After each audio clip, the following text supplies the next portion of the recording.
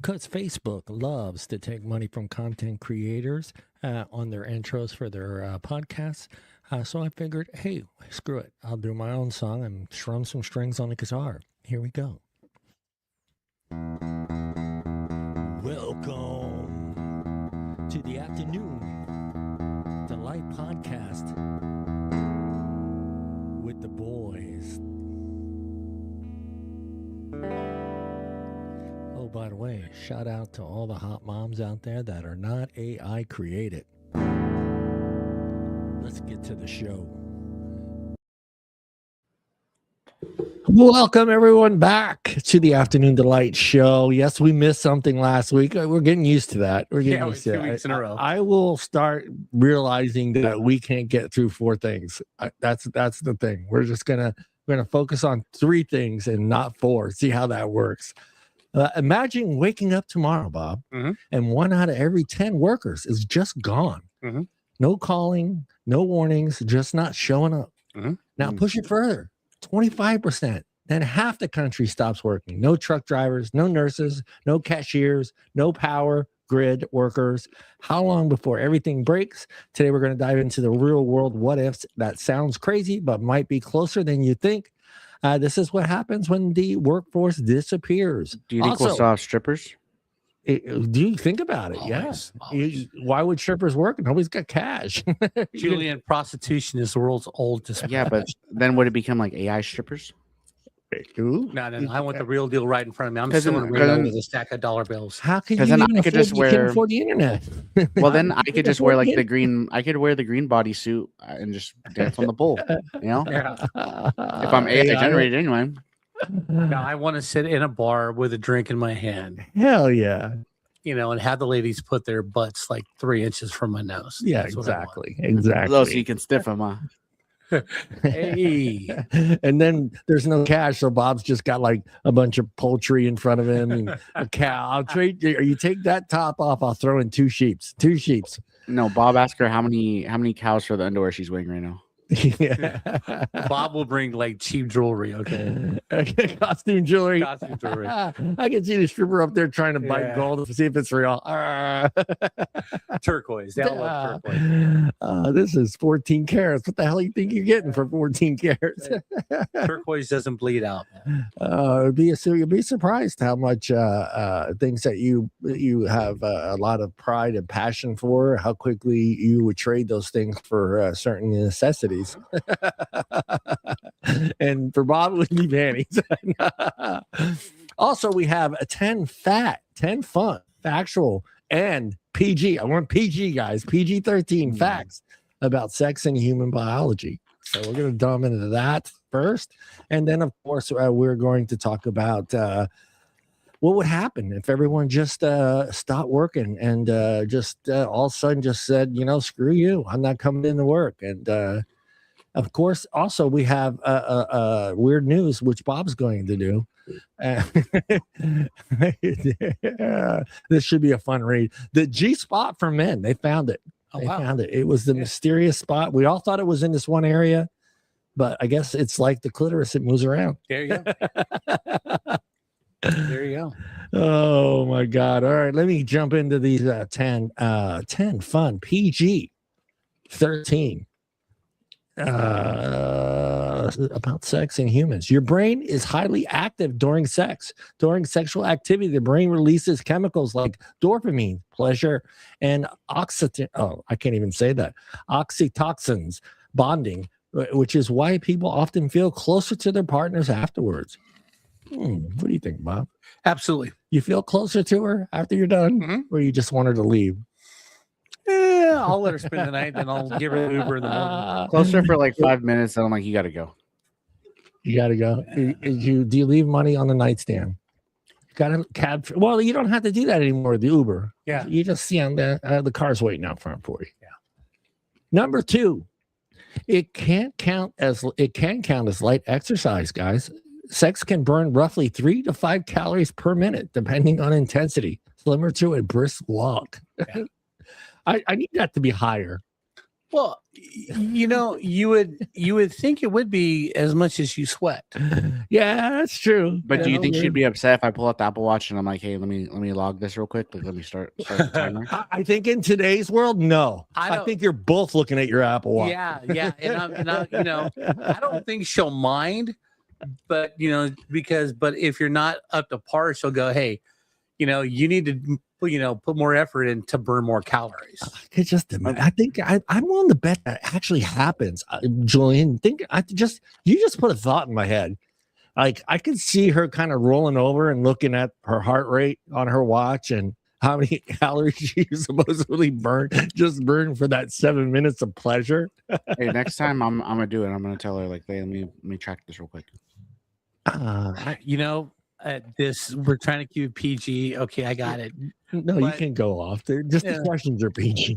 If she's wearing a Fitbit and she's giving you a hand job, how many steps is she taking? Dude, that's a lot of steps sometimes, man. Because we used to cheat when we had a contest in DC because we all had to like walk steps and the winner got a trip, whatever. So my buddy John realized if he moved his wrist like this, it was step.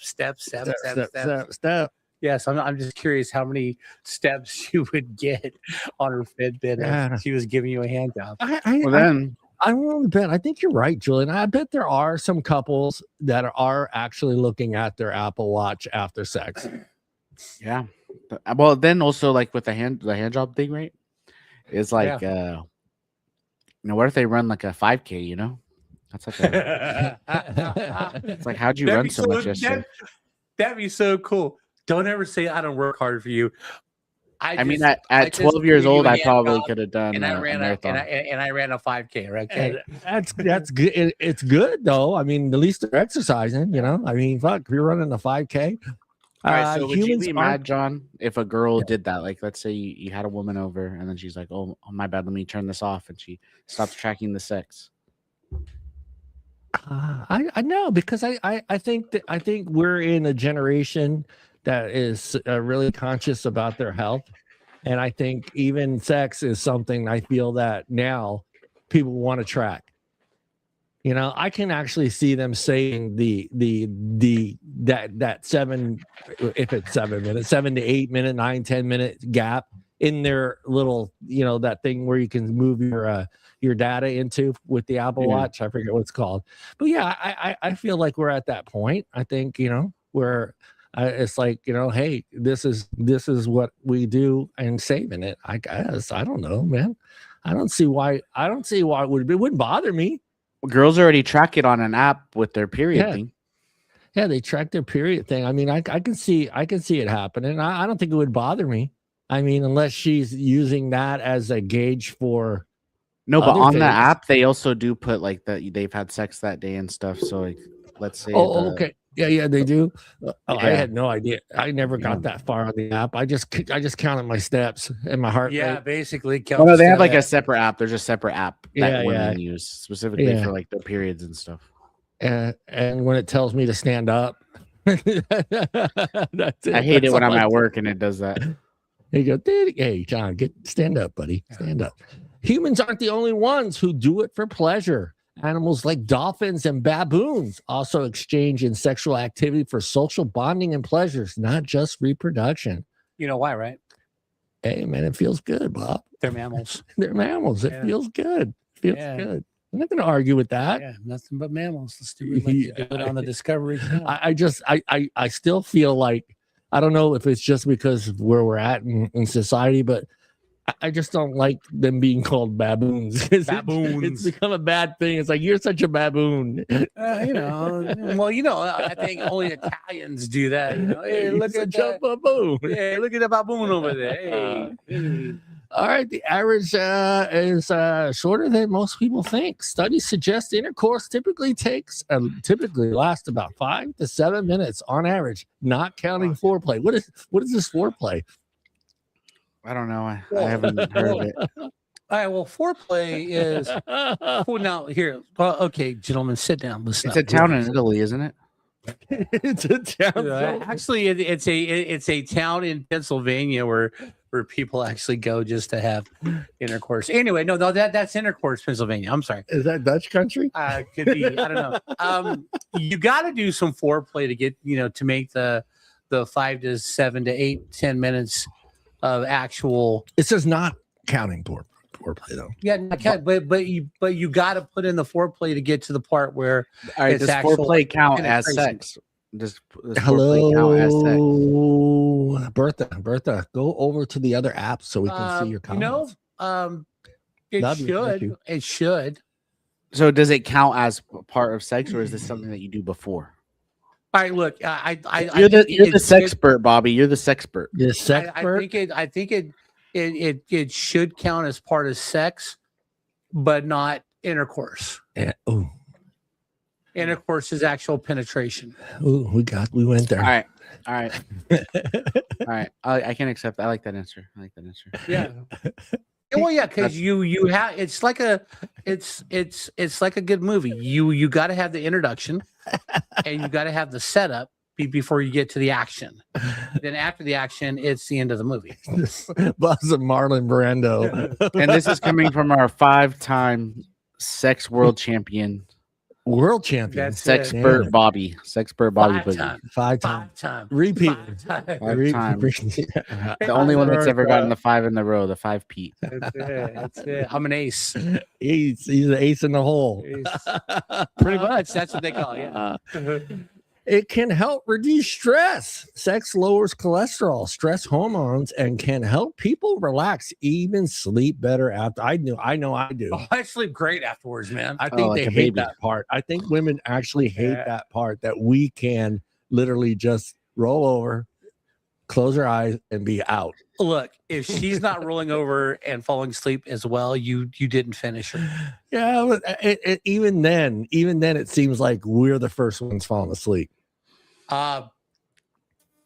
Yeah, because I'm not staying up long enough to know it's but when I wake up, we're like spooning. One eye open. Which one of us is sleeping first? No, but when you wake up, you're sitting there definitely spooning. So apparently. She if she's knitting after you're done, you've done something wrong. Usually she just grabs all her stuff and goes. Like, you guys haven't had that before?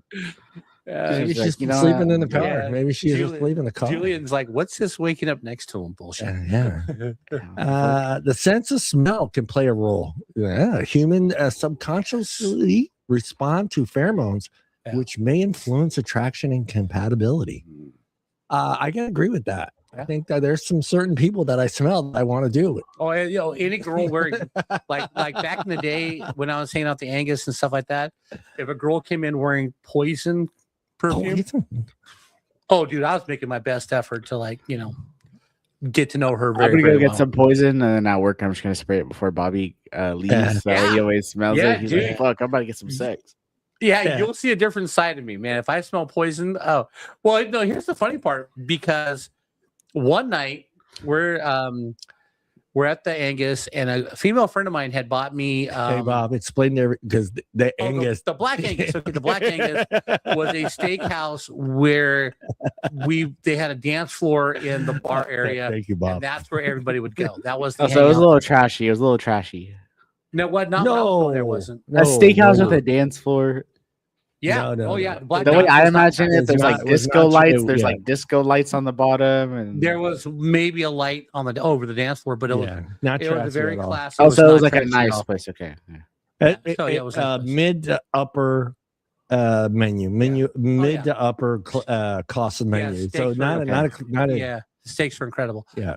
Anyway, a female friend of mine had bought me a bottle of Giorgio cologne. Giorgio. So I spray it on myself. I go out, and this girl walks by me. She stops, and she comes back, and she goes, "Hey, do you want to dance?" I said, "Yeah, okay, let's go down." So we're dancing and stuff, and then a slow song comes on. She goes, "You want to dance again?" Yeah. So dancing, I'm talking to her and stuff. And she goes, "I'm not gonna lie, I love the way you smell." Yeah, you should always smell good. Yeah, she goes, "I love the way you smell, and I'm pretty much going to be around you the whole night." Yeah, I it's said, important. That sounds good to me, man. That sounds awesome. You know, Because the 2-finger. No. Yo, you did. Hell yeah, you did, I Bobby. did. Yeah. I always did. wanted to do, maybe we'll work it in here before the end of the year, but I always wanted to do a show on just how do I put this? But like there are guys out there that'll get turned on just watching their woman vacuum or cook or do certain things. So I wanted to dive into that, how that subconsciously gets embedded in our minds. Like that becomes the turn on for certain men. Yeah. And some of them are just really weird. You know, it could be just walking in the kitchen and smelling pastrami. Yeah. And all of a sudden, you know, it's no. When I smell some meat, I think of her too. You know? I bet you do. I bet you do. But yeah, I'd love to touch on that because I think it's interesting. I'd love to get like a psychiatrist to come in here and explain all that to us and just why. Like a lot of times that stuff goes back to your childhood. Like that, there's certain things that turn you on, like seeing a bra strap. There's some guys that lose their shit just seeing the bra strap. For me, it's the smell of pennies. That's one of them. For me, it's the smell of pennies. There you go. What? Look, I'm a sucker for spaghetti straps. And because I like, if you've got like attractive shoulders and they're bare, I'm like, oh my God.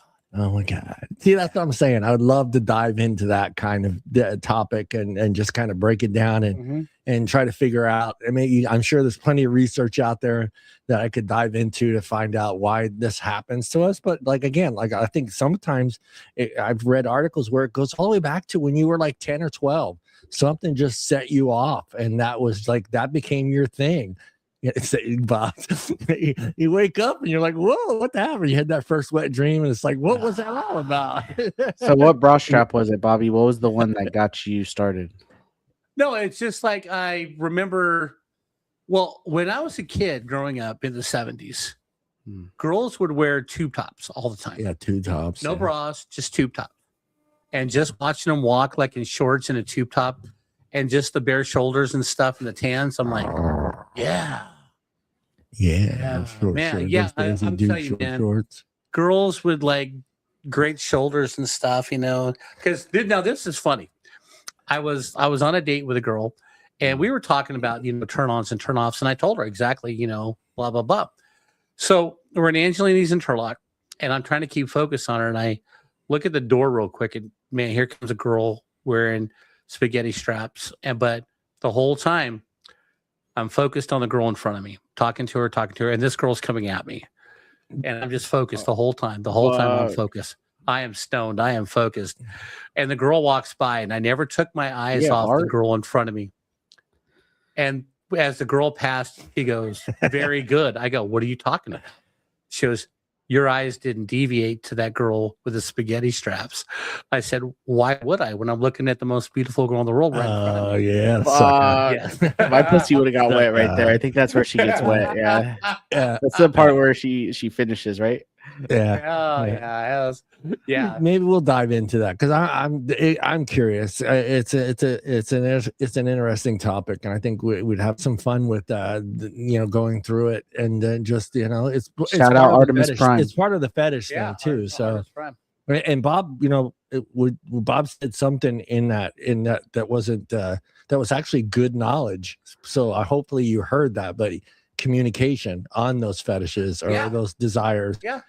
So you're not in a 5-10 year relationship constantly trying to get her to wear spaghetti straps when she doesn't want to wear spaghetti straps. Hey, like Bertha said, what about fettuccine straps? Yeah, they don't make fettuccine straps. Art goes, of course, Bobby would like spaghetti straps. Yeah. And Bertha goes, they don't make fettuccine straps. Yeah. So we may dive into that. I'll do some research. It may boost immune functions, as some researchers suggest people who have sex regularly may have slightly higher levels of certain antibodies.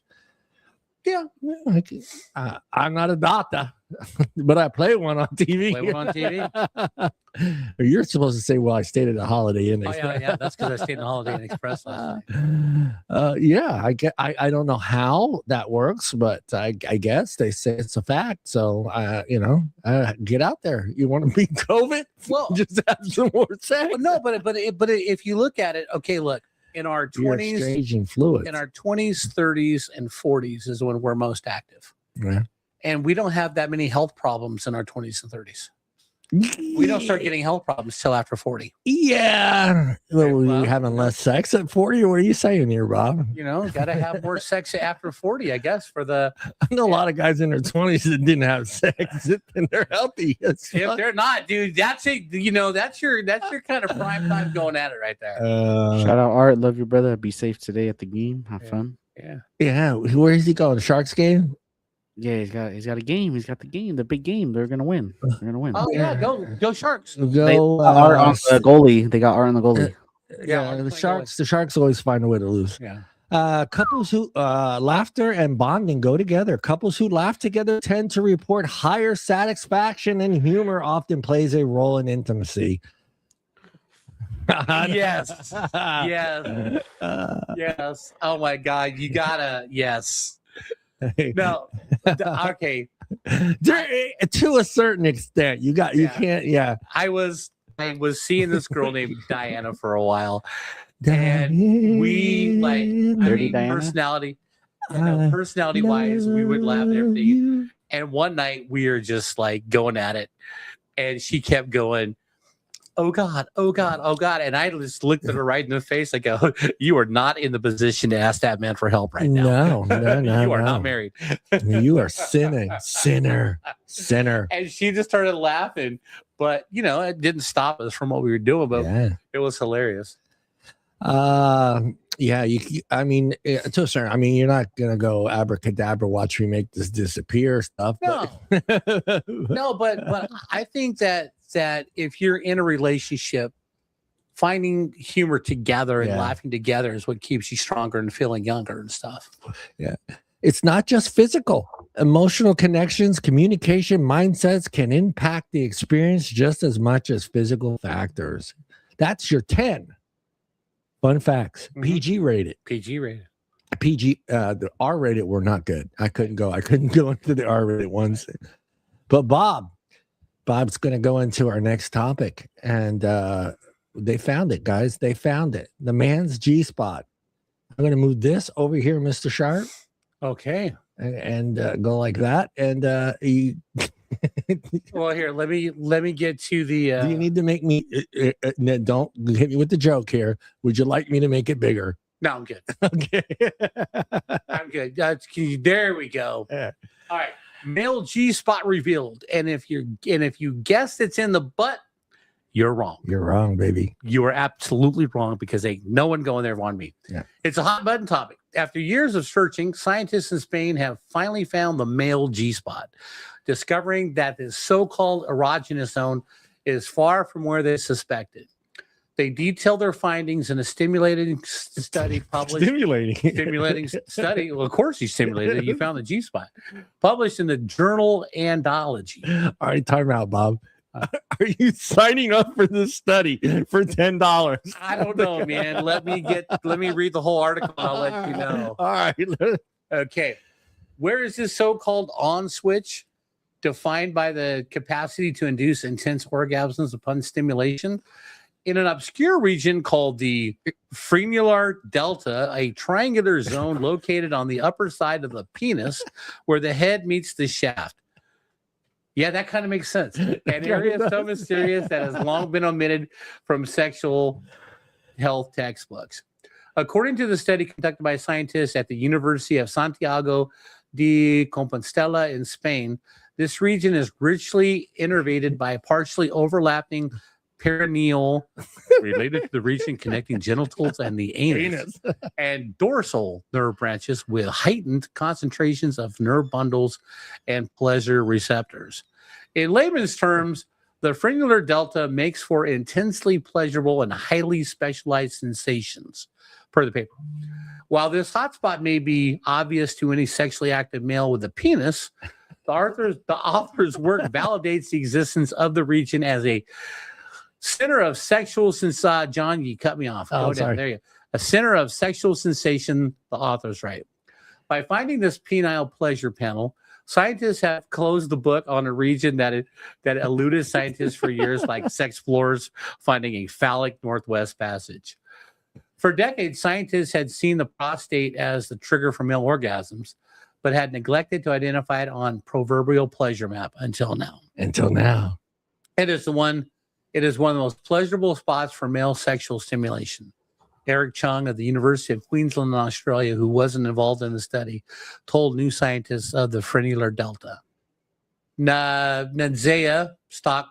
Yeah, it's a picture of a chick with a magnifying glass looking for the spot. I didn't want to put it up. To bring this titillating topography to light, the researchers examined samples of penile tissue taken from 30 fetuses, while the rest were from 14 adult males who donated their bodies to science post-mortem.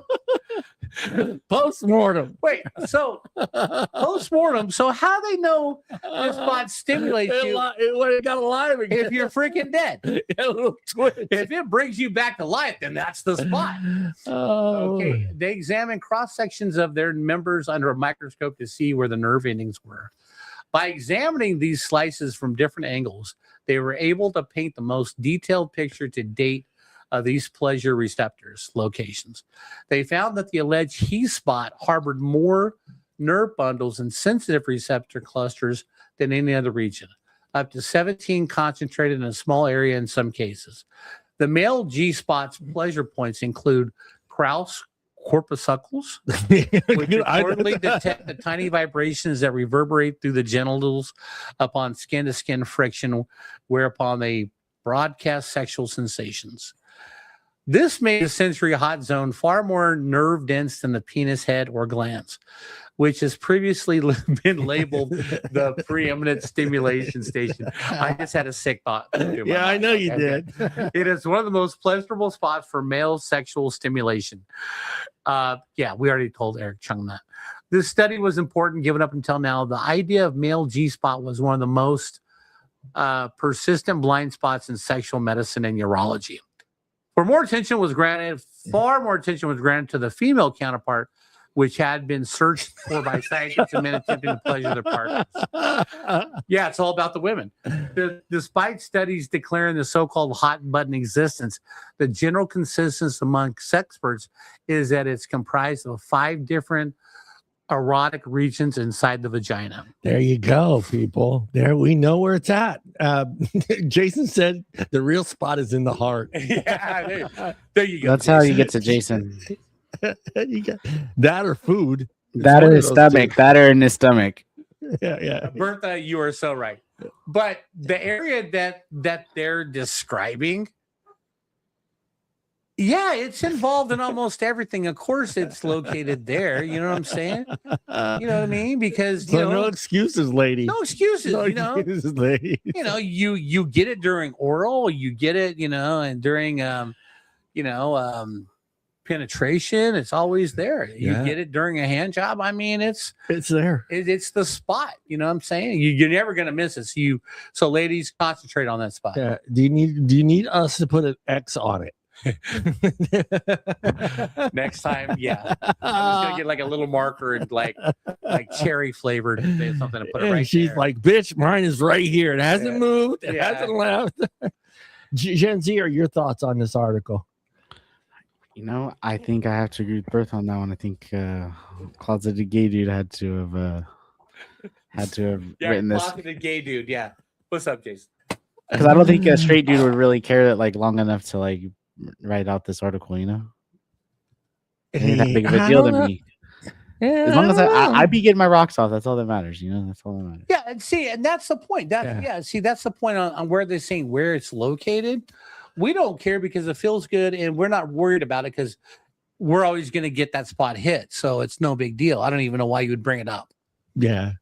Somebody's wanted to know where it was. Because those dudes can't find it. It's because the dudes can't find it on the girls. So they're like, "Where's ours?" Dude, Dude, talk to Dr. Bob. Dr. Bob will draw you a map. Dr. Bob will give you instructions on where to find it. GPS, Google Yeah. should When did actually. you get your add that. PhD? When did you get your PhD, Bobby?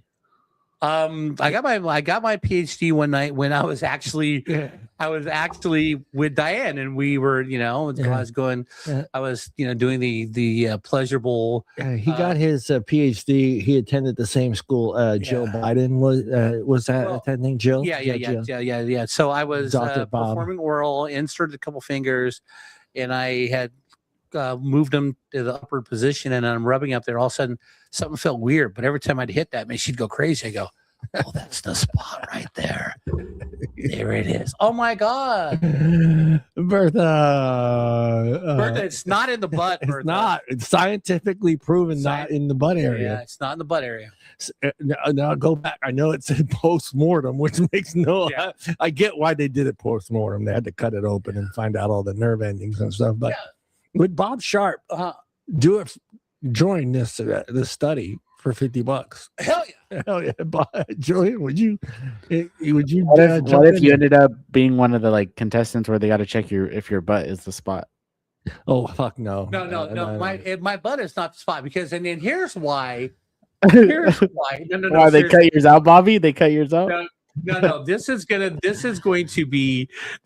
sound a little rude, okay?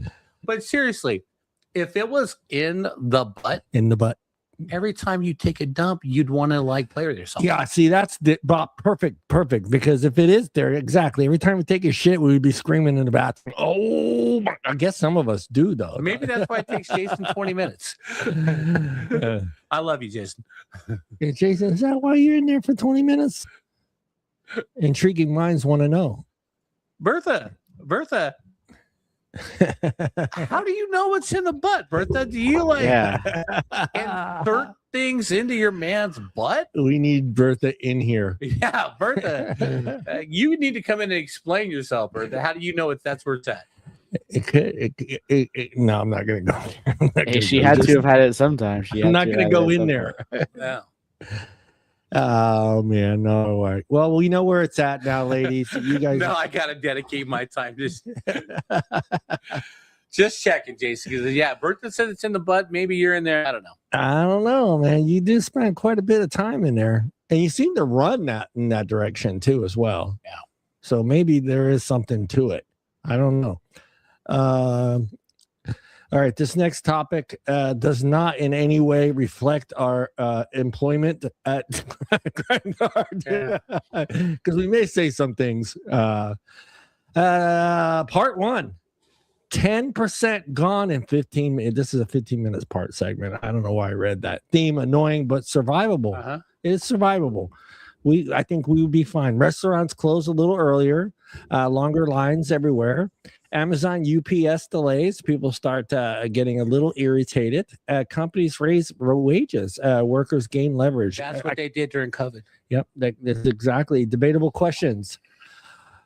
Julian, would you notice 10% missing in your daily life within a week?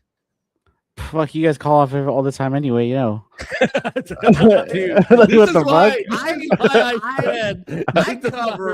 I cover more than anybody. Okay, this is why I said this does not reflect. Well, but all right. So, go ahead, Julian. Answer the question. All right, yeah. No, I don't think 10% would be enough to notice it. Yeah. Not yet. I think there would have to be more. Yeah, I thought about this question too, because I'm not using where we work as an example, but I almost feel like 10% every day is calling in sick everywhere nationwide. But okay, and I'm thinking how it affects me in a way, and I don't feel like it would be that much of a burden. 10%. No, I don't think so either, because I think if 10% of the workers right now stop showing up, it'd be a wonderful opportunity for the high school kids to get jobs again. Oh my God, yeah, for sure. You've got a workforce that is, some of them get jobs, but some of them, because when I was in high school, everybody had jobs. Yeah, even the rich kids had jobs. Yeah, we all worked at Taco Bell, McDonald's. It was all kids working there. Whatever job, there were kids everywhere.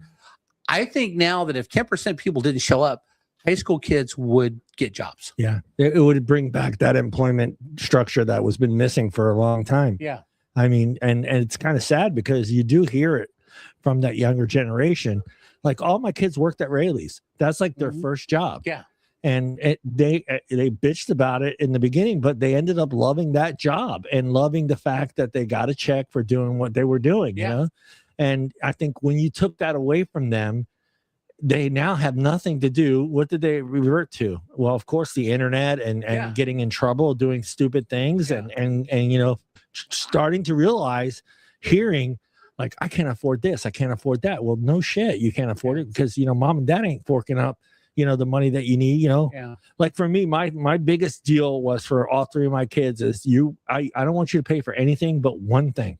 And that's car insurance. Car insurance, yes. Car insurance, help pay for the car insurance. I'm having to pay that because you're in a car now. So, but if you're going to get a job, that is the number one focus. You need to pay your car insurance. And then the other thing was, if I saw your grades reflected from you working, then you lost your job. Yeah. Because that's how I was. If you were working and you were using work as an excuse that you went from a B student to a D and F student, then the job's not for you. You're not ready for a job.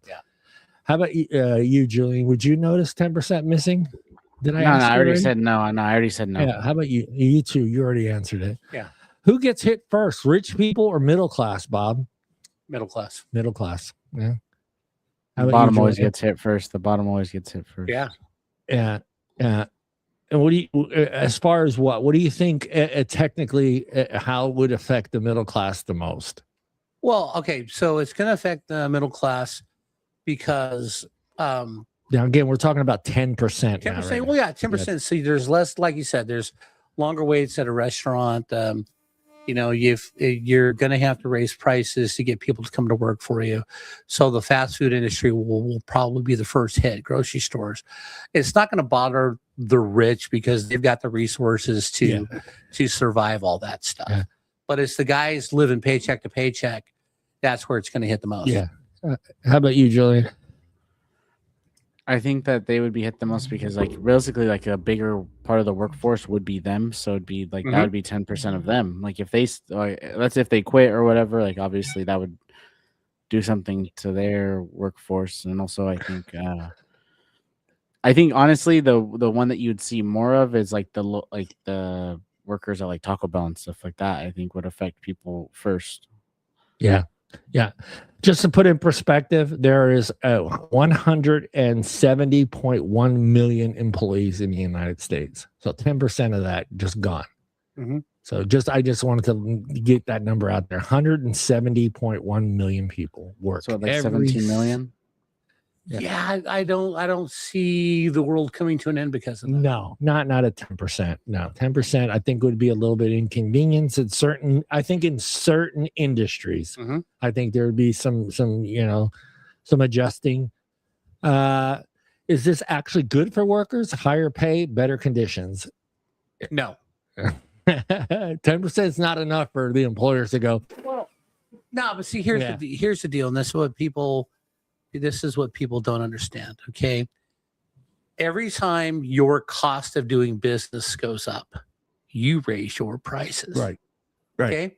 I mean, look at COVID. I mean, $1.89 bag of sunflower seeds is now $3.49. Yeah. Because you had to pay more people. And it's a smaller package. Don't forget that. Yeah, it is a smaller package. But you have to pay people more money to do the same job. So everything, like, it's like a king size candy bar is $3.99. Yeah. That's fucking crazy. It is because everyone they keep raising minimum wage, but the warehouse people had to hire. They had to go from $15 an hour hiring warehouse people to go starting at 26. Yeah, just to get people to show for work. Yeah, because people go, well, I'm not working here for less than $25. Yeah, but it brings up a great point. I mean, I paid 25 cents for a Snickers bar. That same Snickers bar was 25 cents for me. Yeah, now it's like $2. Yeah, I mean, I have the money to buy that Snickers bar, but I feel like I'm not paying that. Nope. I love it. I go past that chocolate aisle all the time, and I look down and I'm like, do I pay that? $2.75, $3, and then they try to if you buy two, you get one free. Well, yeah, but all right. So I gotta buy go to both. Quick Stop.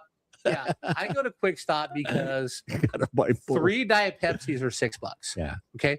So I bypass the candy aisle and go to the roller grill because 2 tornadoes or 2 hot dogs, especially at 7-Eleven, are 2 for $3.50. Yeah. Any other mini mart you walk in, a hot dog, or go to Der Wiener Schnitzel, that same hot dog is like $6. Yeah, it's And I'm crazy. getting 2 for $3.50. Yeah, that bottle is crazy too. Yeah. Hold that bottle up because that bottle now costs the price of what we used to pay for a 2-liter. Well, And now that bottle is more than a 2-liter bottle in the 80s. yeah, when I started drinking beer at the age of 18 or 19, the cost of this bottle, I could get a 6-pack of Budweiser. Yeah, it's crazy. It's crazy what that bottle costs. Would companies replace people with AI faster? Certain industries, but I don't see this feasible as of yet. Maybe as far as fast food and other things like that, which I think is the class that would probably be the 10% to walk away. No, I don't see. I see some of them in LA already started. They're actually stores with not even a single person in there. Right. But that's not cost effective for a business. It's not cost effective. But also, but if you look like at the auto industry, they started bringing a lot of robots to do the stuff that the guys in the 50s and 60s used to do. Yeah. And a lot of people in the auto industry got laid off, just like the steel mills.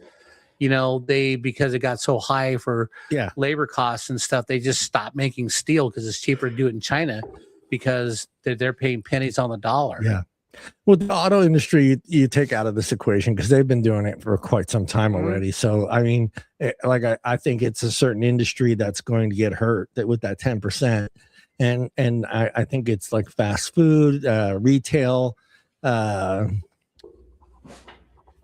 customer service. Oh, don't even get me started with AI customer service. That's bullshit. Yeah. Well, you're screaming on the phone for like an hour. Representative. Well, they don't even have representatives anymore. It's all AI. They don't. They do, but you got to wait an hour. Yeah, you got to wait for them to get through their spiel. Or you got to. Would you like to leave your phone number and we'll get back to you later on? I prefer that. I like that one. I do too. No, I prefer calling the company, hitting 0, and having somebody go, "Welcome to Rocket Mortgage. How can I help?" Yeah, exactly. Okay, let's talk about my mortgage instead of go to the menu, pick what you want. Yeah. No, I don't have an hour to discuss that. Yeah, exactly. Is 10% already happening quietly right now, Mr. Sharp? No, I really don't think so because people still need to work. I mean, I get it. People are calling out seems like this year people are calling out at a higher rate than they've ever called out. Yeah. And I don't get that. But do you think, though, all right, this is kind of just a me and Bob question here, Julian. Do you think if we had the options that we have today for sick time, all this other stuff for family leave, we didn't have a lot of these things that are available to the employee today. Do you think we would have used those as they're being used today? Yeah, I mean, I started getting that stuff 20 years ago. Yeah. PTO days at MTC. That's when they rolled out the Family Leave Act and stuff. It was like 20 years ago. Yeah. But before that, man, you took a day off, you're not getting paid. Yeah, you didn't have PTO days. Yeah. And then you went to work with 102 temperature. Oh, dude, so many times. I mean, I'm in like a mini mart in Lemoore sweating because I'm dying. Yeah. My boss isn't going to come down to run my route. Yeah. Okay. He's not. I'm dying and I'm taking orders all day. And then you call your boss, hey, I'm not feeling well. Hey, I ain't got no one to cover for you. Yeah. Yeah. Kiss my ass. How about you, Julian? Do you feel like 10% is already quietly happening right now? Like leaving the workforce entirely? Yeah. I mean, like nobody wants to work anymore or do anything. So it's like, yeah, I think so. I mean, I'm pretty sure that the unemployment rate has gone higher ever since like AI started. I don't know. I think the unemployment rate is the lowest it's been in a while. I think. Well, I saw the jobs. People are working. Yeah. I saw the jobs report yesterday. Yeah. Last month they added 178,000 new jobs across America. Yeah. There people are working. I think you're kind of right. I think they do you feel like the government has a little bit of the let's say their hand in the cookie jar a little bit on this one with certain benefits for those that don't want to work? Yeah, I think I think during COVID, You know, when they started giving people extra money for unemployment stuff because they lost their jobs because of COVID and stuff. You know, but also too, a lot of companies have gone to remote access jobs. They can stay at home. Yeah. So That's what I need. yeah, so more people are working from home, but you know, people are getting called into the office because you know, at home you just log on for a couple minutes to your meeting and stuff, and then you do what you got to do. An hour later, rest of the day you're not doing anything, but you're getting paid like you are. Yeah. So, how, Julian? What do you Well, think? I mean, with those jobs, like usually you have to be logged into something that's showing that you're actually working. You got to move your mouse and stuff. But I mean, I think remote jobs would be fun. I've always wanted a remote job. Just chill at home. Yeah, can you imagine if we watched cameras from home? Dude, Ooh, I love that. Yeah, everyone would fall asleep. They'd all fall asleep anyway. All right. Workers ages 25 to 34 are the most likely to call in sick, with millennials and Gen Z younger workers leading in overall sick day usage, often citing mental health issues, stress, or minor illnesses. However, some studies show workers ages 50 to 64 take more total sick days, averages 6.1 days annually per worker. Sound about right? Wait. What was the stats again? Rerun those numbers. I think when people our age, you have kind of a reason. Take sick days. I could get up and try to put my shoes on, and then next thing I know is I can't fucking move. Right, exactly. And I think it takes us longer to recuperate. Wait, it says how many sick days though are people taking this? Yeah, okay. Right here, I'll read it again. It says, millennials and Gen Z and younger workers leading in overall sick day usage, often citing mental health, stress, or minor illnesses. However, some studies show workers ages 50 to 64 take more total sick days, averaging 6.1 days annually per worker. 6.1 days annually, dude. I know people that have already hit that. Oh yeah, I'm done with sick time because I happened to get sick and I was out for a week. I couldn't get out of bed. That's how bad off I was. But normally, I know so we had this guy who used to work there, and he would call off for like 9 Sundays in a row. He called off for some stupid reason. Yeah. Right. And I finally said, hey, I don't want him on the Sunday schedule anymore because he never shows up. You know, but how do you call off 9 Sundays in a row? Although that's a pattern. And I met my match because there was a young gentleman who apparently I offended, didn't want to work with me. He started calling off every Sunday, and he called off like 8 Sundays out of 10. Most likely to call in frequently, workers ages 25 to 34. Yes. Highest number of days taken. Data indicates employees ages 50 to 64, which makes sense. Like Bob's saying, I could get hurt and technically, physically not capable of working for a week. You know, just I know it's fun. It sounds funny, but just tying my shoes. Well, yeah. I mean, we have a gentleman who's a little bit older than me. He's used all of his because when he gets sick, he's down. Yeah. You know, like I said, it's tougher for us to recoup. Yeah. Gen Z, the youngest workers, are increasingly likely to call in sick compared to older generations. Yes. Reason younger workers often cite mental health and stress, while other workers 50 to 60 have higher rates of physical health issues. So all right, 10%, no big deal. We'll survive. Everything's cool. We'll go on. We'll find a way. Yeah, we'll be a little bit more angry at the Taco Bell line because Taco Bell's fast. And I think I've noticed, like, when Taco Bell's slow, I've noticed the anger level in the car seems to go up. Well, yeah, but here's the deal, right? Because of modern technology, when I leave work, if I decide I'm going to Taco Bell, I'm on the app, put my order in before I leave our parking lot. Yeah. By the time I get there, roll through, it's Bob. Hey, Bob. You know, Bob's here for his 3 tacos. Your food is ready. All right, let's get into the big number. 25% gone. Now we've got a problem. Grocery shelves start looking thin. Hospital unstaffed. Longer ER waits. Flights canceled. School struggles. and prices spike fast. What happens? What disappears first? Food, gas, or healthcare access, Mr. Sharp? In your opinion, 25% of the United States workforce says bye-bye. Yeah, but all the people on unemployment now, there's jobs available. But we're gonna go with the premise: 25% of the population is gone. Gone. I think Fast food, gas, or healthcare? I'm thinking healthcare.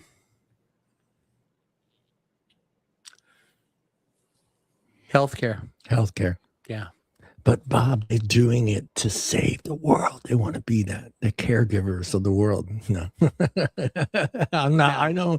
No, because I think the hospital administration now, because it's all about cutting the budget and stuff, and not spending too much money and stuff. Yeah, I think that they wouldn't give everybody raises. They would just expect, if 25% of those people left, they would expect the rest of the staff to pick up the slack. Yeah. Because we got to cut costs, we got to save costs. And those 2 Tylenol pills now go from $100 to $250. My insurance is paying for it. I don't care. Because if they have to give you 2 Tylenol, that means they had to open a bottle. Yeah. So you got to pay for the whole bottle. How about you, Julian? Fast food, gas, or healthcare? Which healthcare access? Which one goes first with 25% just saying bye? Like, which one collapses first, or which one do we feel first? Yeah, what disappears first? Fast food, food, gas, or food? I should say food, gas, or healthcare. I would hope fast food would drop off first. No, I'm sorry with the fast food. It's just food, gas, or healthcare. I would hope that would drop off first, like going out to eat and stuff, and those people would hopefully move into those, like the doctor jobs and stuff, because we need that's what we would need more of. Like, think about it. If we lose healthcare, like, we're fucked.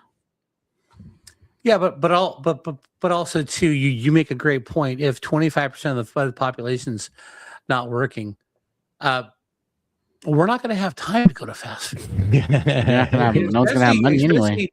Especially those 25% who are no longer working can't afford it. Yeah. No, take fast food out of it. It's just food. Restaurants, grocery stores. Food in general. Yeah, those people won't be able to afford. So you're talking about factory workers that work at the cereal plant. People that are packing meat. Mm-hmm. That industry is a whole. The food industry as a whole, or gas, or healthcare access. Yeah. Although, to be honest, I don't see taco trucks going away. Yeah, they'll find a way. No, they're going to keep going out there. Would people step up or panic? 25%. Well, I'm going to step up and take all the shifts I can. So we know that, right, Julian? But I think dude, Bob will do overtime no matter what. B.O.B. fights over bitches. I'll sleep in my office. I'll sleep in my office, man. Yeah, bring a mattress. He'll shower with the hose out back. Absolutely, man.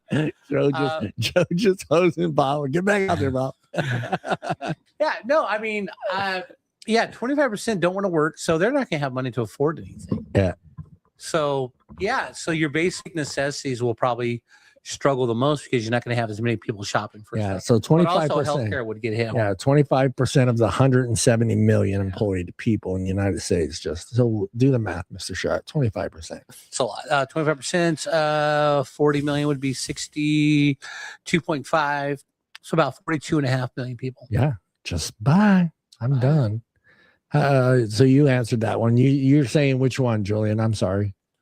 Did he say food? Yeah, he said food. I said food. Like, we wouldn't have restaurants and stuff, right? Yeah, right. Yeah. Do you trust? Oh, this one should be good. Do you trust the government to handle this? Fuck no. We're fucked. I think this question doesn't make much sense to me, because the government only runs and is only efficient if people are working, paying taxes. Mm-hmm. So if 40 million people decide to step away, what does that happen to government programs? These government programs have to shut down. They would have to handling this situation. They would physically have to go in there and say, okay, this program needs to go, this program needs to go, this program, which is going to cause complete and total chaos. Mm-hmm. Because now you have, maybe, hey, the child tax credit gone. How's that going to affect the mom who wasn't working in the first place, but was actually living off of that tax credit? How about the guy that's on disability? Yeah, but you bring up a great point. 25%. So if 25% of the population stopped working, so the kids would get affected. Yeah. If they couldn't go to school, then you'd need less teachers. Yeah. And that. Well, you'd have less teachers. 25% of the workforce. They are. They are a portion of the workforce. 25% of the workforce but is gone. You know what though? I think they would still send kids to school. You would still have teachers. Well, think about it. 1 in 4 people working right now would be gone. Keep talking. Yeah. So imagine that 1 in 4 people. That's 2 people, and you just like 2 to 3 people in our office alone every day, or 4. we go through that. Well, right I now. guess we do that. We do that. Yeah. I mean, but that's the point though. Because I think they would still send their kids to school. The problem is because the government funds part of that.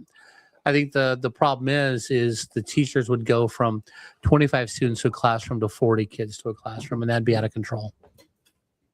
Because when I was a kid, we always had at least 30 kids per class with one teacher. But back then, teachers could punish you. They all the male teachers had paddles in the room. So and they were allowed to give you a swat. My knuckles still hurt. Yeah. Them nuns were mean nuns.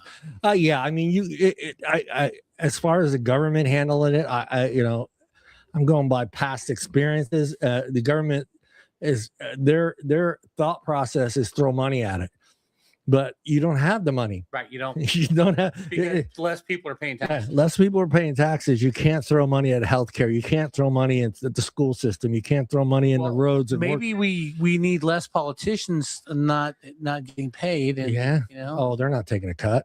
They're not taking a cut. They got that. Corrupt. How about you, Julian? I'm kind of curious the Gen Z's thought process on would you trust the government on handling this? Nope. No. And not at all. Your thoughts on it? The government ain't never done shit for me. Fuck. Yeah, if they don't do nothing for me, so I don't trust them. But also, I just don't trust them because I think they hide things from us. Oh yeah, absolutely. Yeah. And I mean, they're all.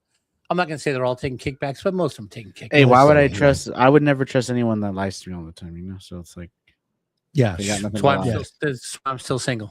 Well, the big deal. Hey, I'll never lie to you, Bobby. Yeah, good. I mean, the big deal, and back in the day, with the politicians, there's a reason why Ronald Reagan won California, and it was because he had an honest face. He had no political ties with anyone. He didn't have anybody paying him to do certain things, and that used to be a key feature for us as voters, because it's like, here's a guy, he's not been a politician, doesn't have someone in his back pocket telling him, hey, we'll get you in there, but you make sure you lower the price of this or do whatever to help us benefit. So that's always been a thing. But as for me, I mean, I don't see them being able to handle that type of situation. That's a lot of people that just are not working. And if you were to put it in dollar figures, it's got to be in the billions, of taxes that they're not getting anymore. And, you don't realize just the number is just astronomical what the government spends every day on these things that we take for granted every day, whether it's Social Security, disability, health care, the Obamacare. So I would not trust them on trying to come up with a solution to fix this problem. I really don't. I see them blaming the millionaires first. And the billionaires. I see them going after them first and somehow, some way trying to get them to fill the bill. No, they're not. I mean, look it, Bob. I mean, look at New York, right? They're going after all the billionaires, and the billionaires are the ones who vote Democrat. Okay. Yeah. 90% of the billionaires vote Democrat. Now, New York wants to overtax them. They all left to Florida. Yeah. And now there's no money in New York. Hey, please come back. We didn't mean to make you mad. We didn't mean that. Yeah, please come back. No, I know you're paying 43% right now. Dude, they did the breakdown on. I saw the video the other day. They did a breakdown if you made $1 million in New York City and how much you actually take home. Have you guys seen that video? No, but I know about California. California is crazy too. California is crazy, but not as crazy as New York. Well, no, because when I worked at MTC, I was out drinking beer with the owner, Tom Eakin, and we were talking about money and stuff and taxes. He goes, "Do you realize with federal and state taxes, every $1 million I make, I'm paying 61%. Yeah. So I'm only getting 390,000 out of every $1 million I make. Yeah. That's still a lot of money. Don't get me wrong. Yeah. But that's crazy. Yeah, it's crazy. 61% combined. Yep. California and federal. Yeah, it's insane. Let me go to the next question. Oh, I closed it. That was stupid, John. You want to go 50%? Yeah, no. I was no, we're not there yet. There's just a couple more questions here for that, for the 25. Would crime go up or down, Bob? Crime would go up. It would, big time, dude. You better hold on to your fucking shit. That's all I'm saying. Crime would go way up. Julian. Well, there'd be less cops, so yeah, it'd go up. It would be a lot of less cops out. Plus, there'd be less people working. People don't have income. The only way they can get stuff is to steal it. Yeah. Now here's a question. Now this question is assuming that you are still working. Mm-hmm. You're still one of that 60% or what 75% that's still working. Mm-hmm. At what point do you stop going to work? Never. You're gonna keep going, huh? I got bills to pay. Yeah, you got bills to pay. Who's gonna pay my bills if I'm not working? Yeah. I'm a single man, and I got kids to fall back on. Yeah. Exactly. I mean, you're going to sit back and witness the government not being able to do anything. Yeah. You're going to see crime go up, people running around trying to find food, trying to find gas, trying to find, why isn't my light working in my house? How about you, Julian? At what point do you stop going to work? Fuck, dude, I already don't want to work, but it would have to be once the lights aren't on at home and stuff, then I'd be like, all right, like, yeah. Even if it is like at a point where even if I worked, like, there's nothing, like, I'm not gonna have money or whatever, then I'll just be like, fuck it. Yeah, I mean, I'm kind of thinking outside the box on this question because you're going to work, right? Mm-hmm. And you're getting a check, and you're making money, but again, you're coming home to no power, you're coming home to no food in your refrigerator. You're coming to not able to get gas in your car.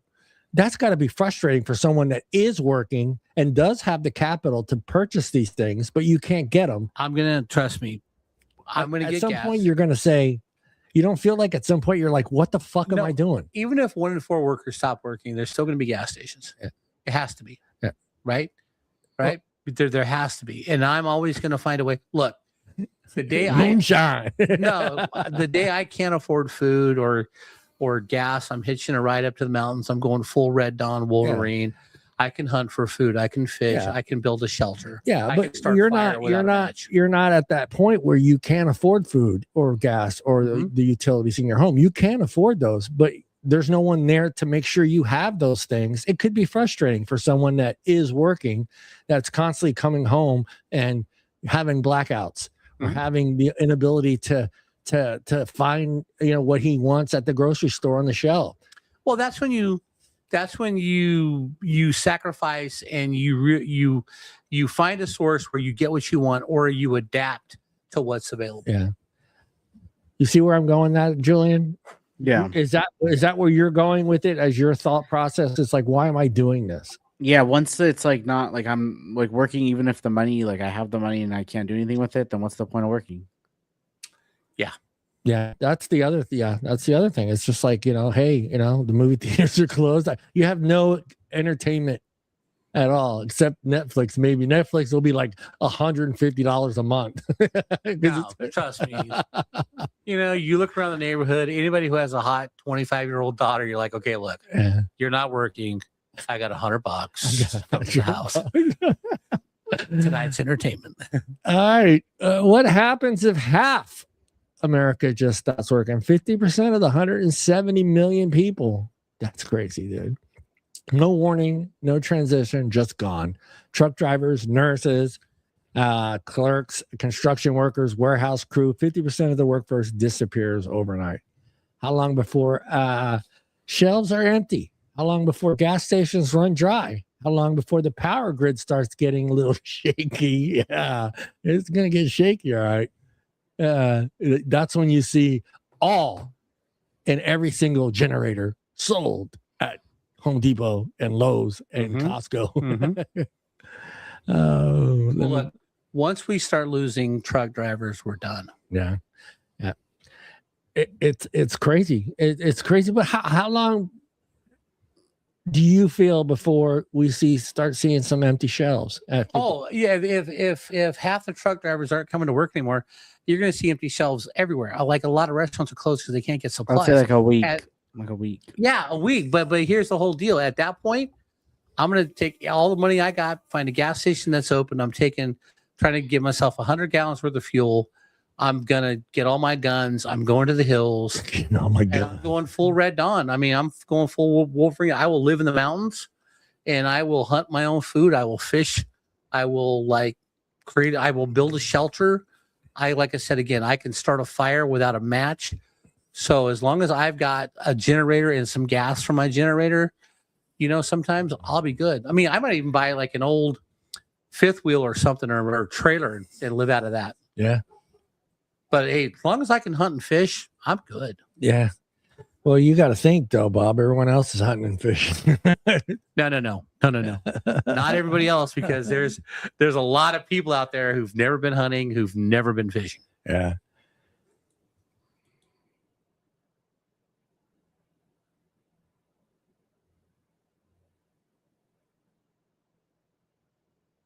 It'd be complete anarchy. Uh, Julian, what do you think? Yeah, Hello? Julian. Oh my bad, I lost connection for a second. But sorry, what were you guys saying? Because it stopped for a second. I couldn't hear anything. Oh yeah, I saw that. We'll just jump into the next. What Julian? What do you think? What's the first to disappear? 50% of the people aren't working. If 50% of the people aren't working, I think that the other 50% will just drop pretty fast. What disappears first, though, in your thought process? What do you think's the first thing to go? I hate it, but I'm not gonna say fast food, even though I wish it was that, or any kind of food in general, because people are still like food in general. You were gonna say? I don't think no, I don't think so, because I think that people will still continue because they won't think much of it until like it really starts affecting them. I think what's going to drop off first will probably be like the grocery stores, just because you'll see like less food on the shelves. Because like Bob was saying, if 50% of the truck drivers aren't working, that's how I mean, stores get shipments every day. Yes, they do. Every single day, there's a truck pulling into a dock with groceries. How about you, Mr. Sharp? Yeah. Food, same thing. Oh yeah, food's got to be. I mean, just people. It shocks me that people still think that the railroads are.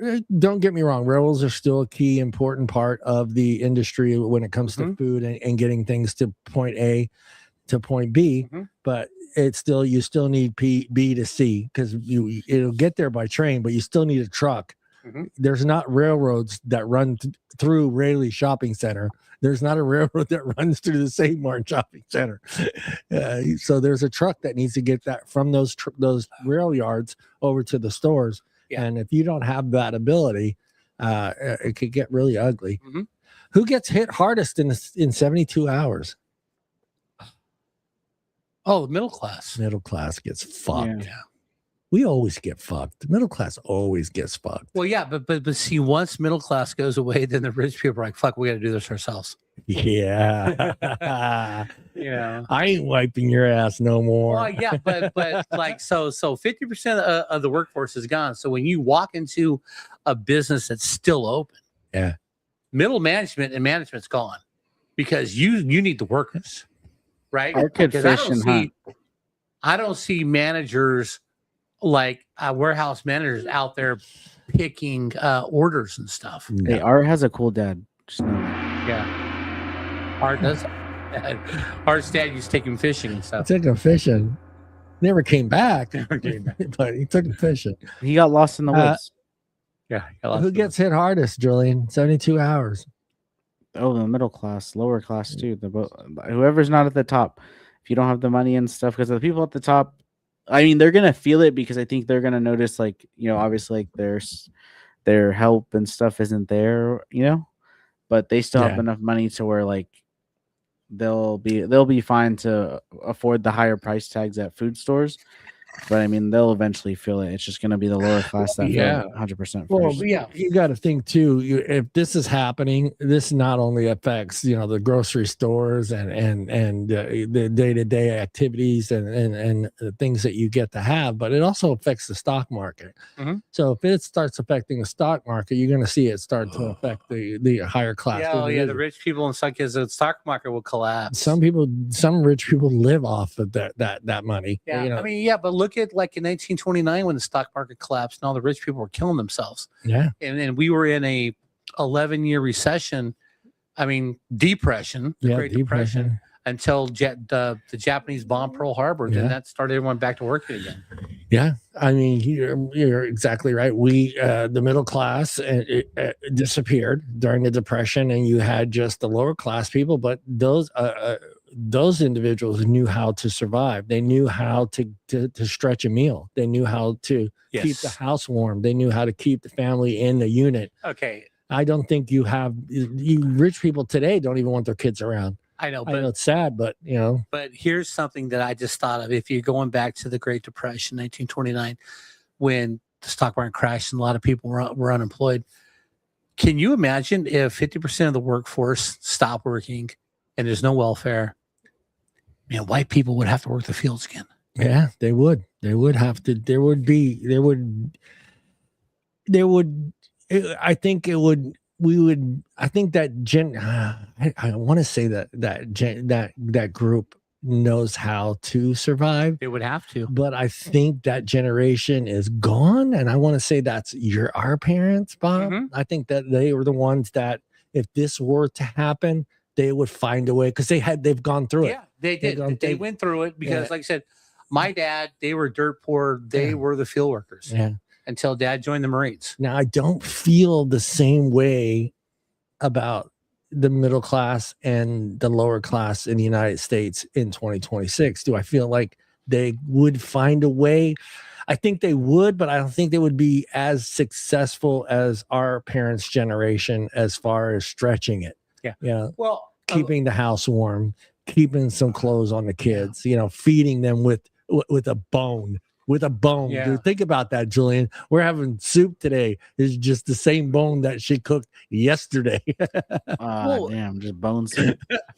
Bone soup, baby. No, I mean, listening to my dad, I tell the stories about him growing up and stuff, and it's just like, would you take to school for lunch? And he goes, the fatback sandwich. We get a piece of fatback and a couple biscuits, and that was lunch. It's just like he would have to go out and at night and steal like some green beans and some potatoes to bring back to the house so his mom could cook it. Yeah. But this is a buddy of mine is part owners of Van Groningen Farms in Ripon. They do a lot of watermelons and ton of stuff. Every year they hire people to work, right? To work, yeah. And he goes, every year you can tell the good workers because they show up, they're in their old Levi's work boots and stuff, and you're going to get a long day out of them. He goes, but when the kids show up in designer jeans and Jordans, he goes, they're not going to last an hour. Yeah. He goes, I can tell already, because those guys aren't going to want to work hard. No, they're not. They want watermelons all day or doing whatever they have to do. He goes, and you'd be surprised how many kids show up in designer jeans and Jordans who don't make it 2 hours. Yeah. I said, no, I get it. Yeah, it's a different breed. Like I said, I think that our parents went through it with their parents. They understand they understand, and it's nothing bad against this generation. I think we've gotten away from understanding how to survive. I think we've gotten handed things to help us in our day life that we didn't have, our parents didn't have. My dad or Bob's dad didn't have Google, didn't have the internet, didn't have certain government benefits. Well, in the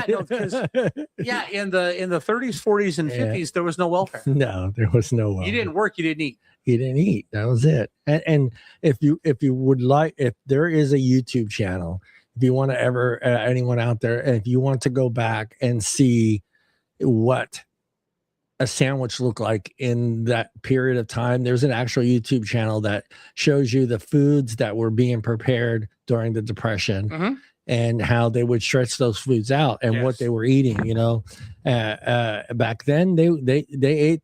You know, today we don't eat the whole of anything. No. That's crap that gets thrown out. They made shit out of that stuff. They ate a whole pig, the stout to the fucking little, from the rooter to the tutor. It's a great YouTube channel, and it just kind of shows you the sandwiches and the food that were being made and how it was processed. And it'll surprise you. Which people panic or stay calm? Would people panic or stay calm? I'm sorry. I think there would be a little chaos. I think there would be some chaos for, like, I think not at first. How long do you think before chaos, Bob? Chaos? Couple weeks. Yeah, a couple weeks. How about you, Julian? 2 weeks. 2 weeks? I think when people run out of money and they don't know what to do to get more money, the people who aren't working, that's when chaos hits. Yeah, that guy that goes to the ATM machine just says zero funds. Dude. Would you like to borrow $100 at 100% interest? Yeah. Grocery stores empty, hospitals overwhelmed, crime up and down, stock market crashes, businesses collapse. Yes, for sure. Do wages skyrocket or disappear, Bob? Wages disappear. They disappear at 50%, 25 and 10%. You may see an increase just because an employer wants to keep that one dude that is working. I think you do see that. All right, well, I'll give you $5 more, because I lost 8 guys. So, but you got to do the job of 8 guys now. So I mean, even though we are like in a technological boom, people can't afford the internet. They're not going to have computers, so those people are going to get laid off. And seriously, where are those guys going to go to work? Hey, Biden was going to give everybody the internet for free. Remember? Yeah, but still, it didn't happen. all these guys in Silicon Valley are, now that we tore out all the cherry orchards, all the peach orchards, and all the almond orchards to build new homes and stuff. Yeah. You're going to have to go some place where there's it's still the west side of California. Yeah. Still a lot of agriculture. Right. And like I said, a lot more American citizens are going to have to learn how to pick. Yeah. Well, that's the thing that scares me with California. And California, the Central Valley, that part of California has always been ag. You had almonds, you had walnuts, you had grapes, you had lettuce, you had peaches, cherries. You have cotton, you've got beans, you had potatoes, all this, and you're just seeing it. And being someone that lives in Modesto, and Bob being someone that lives in Modesto, we've seen that disappear. I used to be able to walk 1 block over to nothing but orchards. I mean, grapes, walnuts, and almonds. Yeah. I could go to school and pick an orange or pick a peach right off the tree walking to school. Now it's all homes. And it bothers me that politicians seem to want to keep expanding and giving developers the opportunity. And it's one of the things I hate about Modesto in the early 90s, where we just felt like, oh, fuck the farmer. Let's just keep building and developing. Yeah, but see, what happened was in 1985, Modesto was very small, but they finished the 205 through Tracy. Yeah. And price houses were so bad in the Bay Area, everybody started moving over here. Yeah. Housing boom went crazy in 85. Yeah. Yeah. I mean, that's when they started. The whole boom was in 85. Yeah. They were buying orchards and they were building homes. They were doing this and watching the city expand. And it's just like, at some point you got to stop, and now and every time you build more homes, you're using more water. Yep. So that's less water for the farmers. They don't take resources into account. Yeah. I mean, we've been lucky the last 3 years because the snow we've gotten has exceeded above average levels. Yeah. And, we're fine right now, but we didn't have much snow this year. Yeah. Well, to me too, the smartest city within this area was Riverbank. Because Riverbank said, you know what, we're going to do 10% growth every year. Yeah. That's it, period. That means we're in this many houses every year. Yeah. That is it.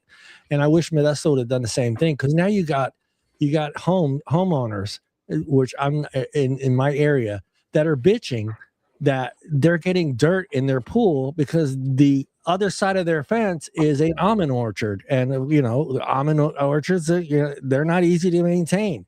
So you got to go out there with machinery that's going to kick up a lot of dust. Yes. And that dust is going to find a place to go, and that dust is going to find a place to go in your damn pool. So but here's the deal: when you bought your house, did you not look over your fence to see what's back there? They don't understand that concept. That's the problem. Is you had people coming in that didn't have that ag in their head, that ag culture in their head. They didn't understand how the peaches got in the can. They didn't give a shit how they got there. They just knew the peaches were in the cans. They knew the almonds came in a little blue diamond almond can. They didn't understand that it's an intense work thing that happens year round when it comes to certain products that are out there, and they don't understand and to me it makes me laugh when I hear them bitching that they got dust in their pool, and I'm like, oh well, maybe should have looked over your fence and said, oh wow, there's a 7-acre almond orchard behind me. Is that going to be a problem? Oh no, honey, let's put in that $60,000 pool. Yeah. I remember being a kid going to Catherine Everett Park because that was the closest park. And they had a pool, community pool you could use. But they had almond trees on the school campus. Yeah. And you go pick almonds when they start falling off the tree. You're getting free almonds and stuff. And they took the almond trees out because they need to build some more homes out there. But still. Yeah. Let's go weekly reality here now. 50% weekly reality. And I think we kind of touched on how long before grocery stores are fucking empty. And I think in a week, I think so. A week? Yeah. A week, they're done. I think they're done. You can forget about that. I'm going to say something. I was almost going to say rice-a-roni or fucking, I was going to go the other one, the spaghetti in a can. SpaghettiOs. SpaghettiOs are gone. The SpaghettiOs are gone. I remember being a kid when we were broke, and we ate a lot of potted meat and Underwood devil spread, and Mom would make a big old pot of stew, and we would work on that for 3 or 4 days. Yeah, because Dad and Mom weren't making enough money yet. Yeah, but yeah, I mean, you go to the fridge and there's no lunch meat, so you just get like 2 pieces of bread and you put some mayonnaise on it, and you're eating 2 pieces of bread with mayonnaise. You know what I mean? Yeah. That was crazy. I would be the one going, God, pasta again? I'd be like, yes. Pasta? How about you, Julian? A week? Empty shelves? Yeah, like a week. Yeah, I think it'd be goddamn. I wouldn't want to work in a fucking grocery store. I mean, look how fast it was with COVID, like when that happened. Yeah. It's toilet paper. That still just blows me away. That was such a farce. Yeah, I was like, dude, what the fuck is going on with it? Thank God, just before that happened, and we didn't do it often, but I was like, hey, Mom, and my cousin Joe was going to Costco. I said, you know what? I'm getting tired of constantly going to Walmart to get toilet paper. Yeah. So I told my cousin Joe, I said, give me that big thing of toilet paper and that big thing of paper towels. And that got us through because there was only 3 of us in here at the time, my mom and my dad and me. But I was like, what the fuck is going on? And then when I started reading articles about people who had storage sheds full fucking toilet paper, selling them at $50 to $60. I was like, motherfuckers, those are the people that irritate the fuck out of me. Yeah. Because they're taking advantage of the need that people have for toilet paper. And it's just like, toilet paper is gone. I can charge whatever the fuck I want for this toilet paper. Dude, there were people selling rolls for $10. When I worked at MTC, COVID first started, we had employees all had an account. So I bought a case of 96 rolls of single roll toilet paper for the house. And I didn't buy any water. People were low. I need 20 cases of water. No. Yeah. And that thing lasted me and my brother like a year and a half. Yeah. Well, like because a week? No, me and my brother, a year and a half. Fucking Julian, one week. No, I mean, yeah, but everybody was trying to buy cases of toilet paper and all this other stuff. I'm like, give me 20 cases. We're not going to give you 20 cases of toilet paper because we need to spread it out to all of our stores. So we limited every store, every mini mart to a case of 4-roll and a case of single roll. Bob That's had a it. little thing, tape, measuring thing. I don't know how much toilet paper he could use. It didn't bother me, man. No. I He remember says we did four that. squares. It's 4 squares. Yeah, we did that talk. Remember we talked about Yeah. that one night at work, and, Mhm. it was so funny seeing everybody do this, like trying to imagine how many times they were, and all of us, all 4. 8 of us were sitting in work on 1, 2, 4. 3, 4 rolls, Yeah. 4 rolls. 4. That was fucking hilarious. I looked around. I was like, "Fuck, everyone's doing it right now. What the Mhm. fuck?" Yeah, I go 4 rolls around. Would Amazon UPS completely shut down? Yes. Bezos. He's I okay. would He's got a hope hot not. I hope wife. not. Only She leaves because him though. people would still buy toilet paper and stuff off Amazon. Yeah, but your gas is How's going to it go getting up. it to you? How's It's it going going to to get cost to you? you more. It's going to cost you more per delivery because their gas prices go up. Yeah, you can And- forget about the free delivery for $25 Yeah, order. yeah. You're not. Yeah, you're not going to be in a good place. Yeah, you're not getting that free, and then that membership just went up, so you're not paying that. Mm-hmm. Do hospitals start turning people away, Mr. Sharp? Never. Never. You don't think so, huh? Hippocratic oath. You It's a can't. business. Let's not Hippocratic forget, oath, you hospitals are a business. Yep, but they'll just they won't care for you like they normally do. If you come in sick, here's a couple Tylenols, go away. Yeah. They're not going to like bring you into the ER and do scope you and do all that other stuff. No, Yeah. wait, you've got a cold. Here you go. But Hippocratic oath, they can't turn you away. Yeah. I mean, I'm sure we've all been at the ER at one point in time in our lives where I remember it's happened to me maybe 4 or 5 times. And it wasn't like a pandemic was going on. Mhm. It was just a weird night, and I walked in there and I was not, I'm not priority number 1. I get that. I Mhm. understand how that system works. What do Mhm. you got? Okay. You're not, this is your number and this is where you're Mhm. at. But once I got through the doors and actually in the ER part where the patients are all at, and I was blown away because there was patients on gurneys in hallways.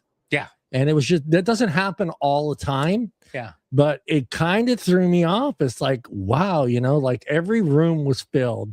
Mhm. So they had nowhere to put these people. And there's Mhm. just sick people sitting on gurneys in the hallways. Mhm.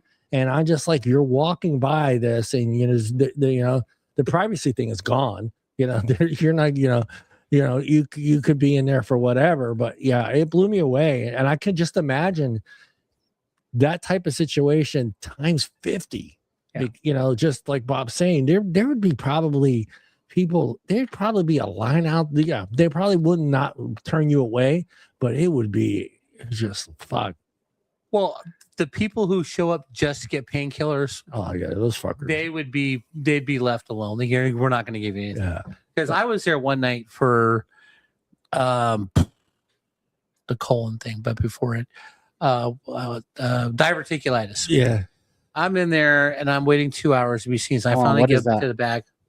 Diverticulitis is when you have inflammation in your colon. Okay. And you're right. Okay. And you, if you don't take care of it, your colon will burst like mine did. Boom. Emergency surgery. They have to sew you back up and stuff. Your Yeah, stuff it's very, busted? very It's bad. busted? Yeah. So I'm in there, and the lady next to me, she's faking pain. You can tell all she wants is a Percocet. And they're Oh fighting. fuck! She's like me. She's like me. Yeah. She's in there. She's Oh, like just me. give me a Percocet. I'll be fine. And you could tell it's just like, we're not going to give you a Percocet. Drugs. Because this is the 3rd time this week you've come in pain. And the only reason why you come in is to get a Percocet. We're not going to do it. Yeah. But you know what? I realized though, the best time to go to the ER, 6 o'clock in the morning, because all the people who camped out overnight are gone. Yeah, they're Because gone. when my colon busted open, it was 6 o'clock in the morning. Yeah. I walked right in. There's nobody there but me. Yeah. I've been in there a couple times where I was really blown away. I was just like, wow, and there's some really, really sick people that Yeah. were just in hallways laying on gurneys, and nope, the privacy thing is out the window. Not everybody knows what you're in there for. Yeah. Because you're in the hallway, dude. It's not like there's a curtain there, hiding. Yeah. Right when COVID started, I had blood clots in my lungs. Yeah. And I remember the Oh yeah, I remember. hospital Bob. was Yeah. so packed that the first night there was 3 of us in one room. Yeah. Usually there's 2. Yeah. And then the next day 'cause I was gonna be there. Bob's got another patient in the bed with him. They're No. sharing a bed. No, now. they had three. They had It was three so gurneys, bad. but there was no room. So the next day, one of the guys they took one of the guys out, and then the nurse, I love her. She goes, "Hey, Yeah. we had a room open next door. Do you want me to move you over here? It's a private room." I go, Yes, yes, please. please. Yes. Please do. And I was in there for 5 days. Yeah. She just wanted you in the private room. I wanted to be in the private room. Does crime spike or does the community does community step up? Now, it's a good question because I feel like there would be a part of the community that would step up and start enforcing certain, laws that need to be enforced at that time. I don't know if it would be a good thing, but I feel like there would be some that would step up and, say, hey, you can't be doing this or you can't. But oh, sorry, man. What is this shit that I'm drinking? It's Costco shit. Yeah. All right. Yeah. What do you think, Julian? Does crime spike or does the community step up? It spikes. It's I don't think the crime steps spikes. up. Yeah, people are gonna start. Dude, just going to work would be a challenge. Fuckers, I'm trying to go to work, bitch. Well, so thinking of, this scenario, and I'm thinking about our jobs. Do people? Ooh, it'd be fun. Yeah, Ooh, well, yeah, but see, that's the whole we'd be deal, though. calling out activations all night. Dude. Yeah, because I think our business would increase. We would need 4 comps. Yeah. I think our business would increase for all the businesses still open, people breaking into them. Yeah, we would definitely increase our business. Yeah, there would be 4 of you back there. Like, what the fuck? Where? 80? All right, we're 70? All right. Yeah, no, it would be insane, dude. Fuck. Mhm. Would schools stay open, Mr. Sharp? Yes. 50%. Yeah, because schools were still open during the Great Depression. Yeah, they were still open. They weren't so much open during COVID, though. Yeah, but they were doing it online. They were doing online. They were school. online. But there's no one to handle that grid. You're right.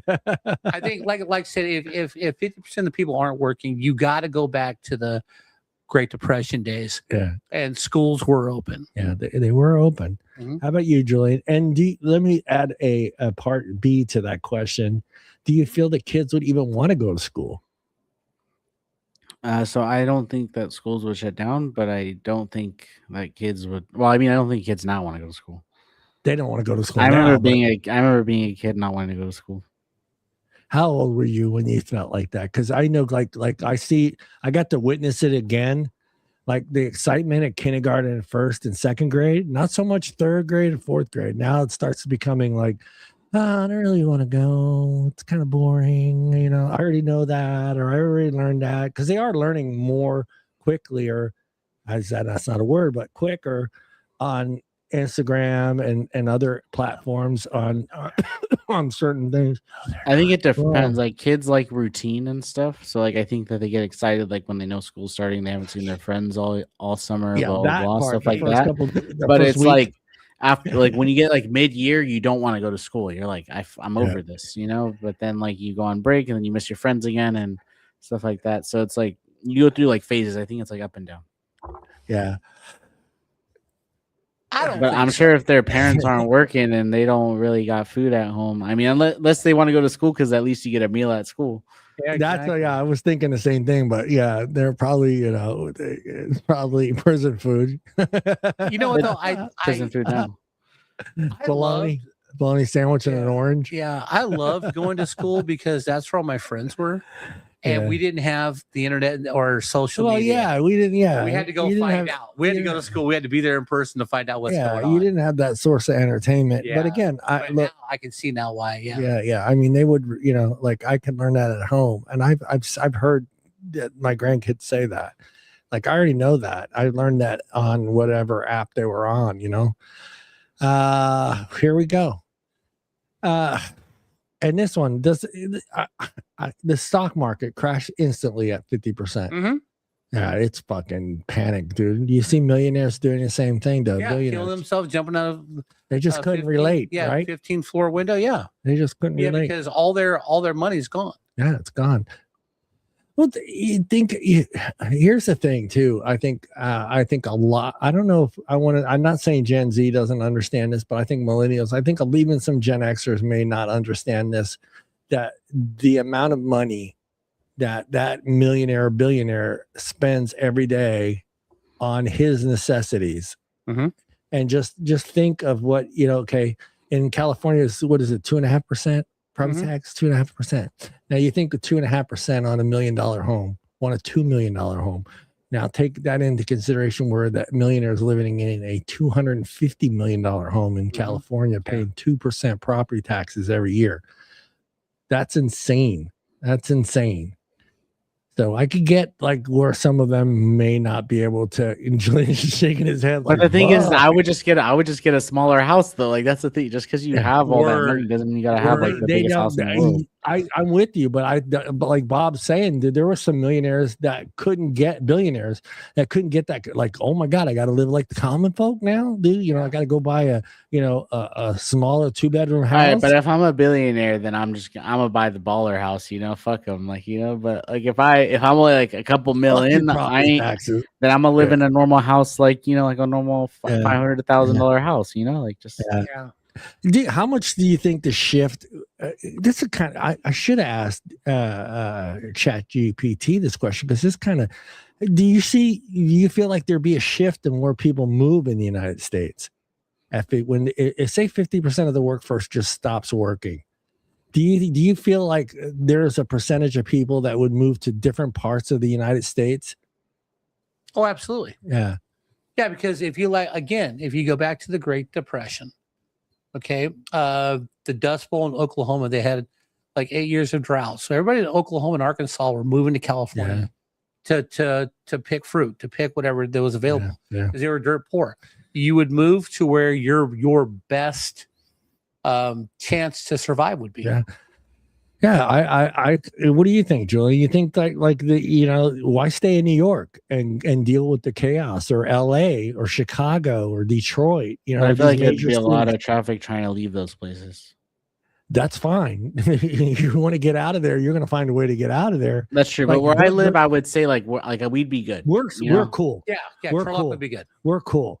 But I'm saying the majority of the people that live in the bigger cities in the United States, say New York, Chicago, Detroit, Michigan, Texas, Dallas, these areas where the populations are astronomical. I mean, do you realize how many people live in Los Angeles? Mm-hmm. Yeah, well, they would just end up moving to places like where we live, and it's just gonna end up crowding it up. Yeah, I can see that.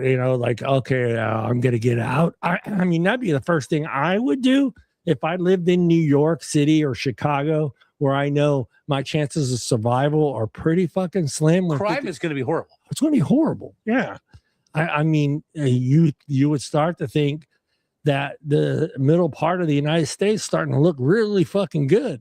Oh yeah, or even in the South, you go to places like Mississippi, Alabama, Tennessee, Kentucky, West Virginia. Yeah, those places would be fine. Nebraska would be awesome because there's nobody in fucking Nebraska. Yeah, there's nobody in Nebraska. And Kansas would be cool because there's no one there either. Yeah, but you would go to places like that. Yeah.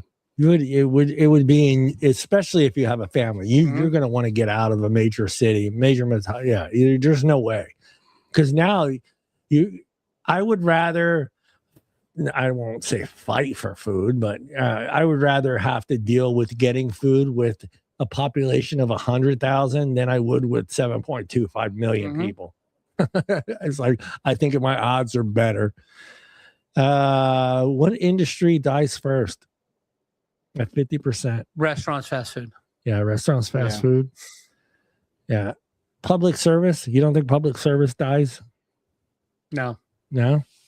Retail. Would you put retail in that with food? Yeah, retail. There'd be no Nike stores, there'd be no Lululemon, there'd be no like Macy's, there'd be nothing like that. It would be, basically Kmart would come back. Walmart would survive because people don't have money. That's where they can shop. But Walmart's going to jack their prices up. In order to keep people coming in, they won't be allowed to, because if you can't afford to go, then what's the point of having like a $20 T-shirt if nobody can buy it? So you got to mark it down to $5 where people can afford it. Made in the USA. No, none of that shit's made in the U.S. It's all made in China. How about you, Julian? What do you think's retail? Food for sure. No food, not retail. Yeah. Mhm. Do small businesses survive at all, Julian? I think not at first. I think eventually, because like back when you guys were younger, I'm guessing it was more mom and pop shops versus like big stores, Yeah. right? So it's like I do think that there will be a resurgence of that eventually, but I think at first it'll definitely like they'll be the ones that are hit first because they're going to be the ones that don't have as much capital to They stay don't have the open. resource. Right. Yeah, they don't have the capital and the resources to yeah, that makes sense. Because shit, back in the day, we had a store that just fixed shoes. Yeah. Oh, dude, there was a guy in Los Angeles. He retired about 20 years ago, but we called on him, and he was Nick's shoe repair. Yeah. But he was right across the street from the high school. Yeah. So we sold him just a shit ton of candy. Yeah. I mean, people would come in to get their baseball gloves re-sewn and their shoes fixed.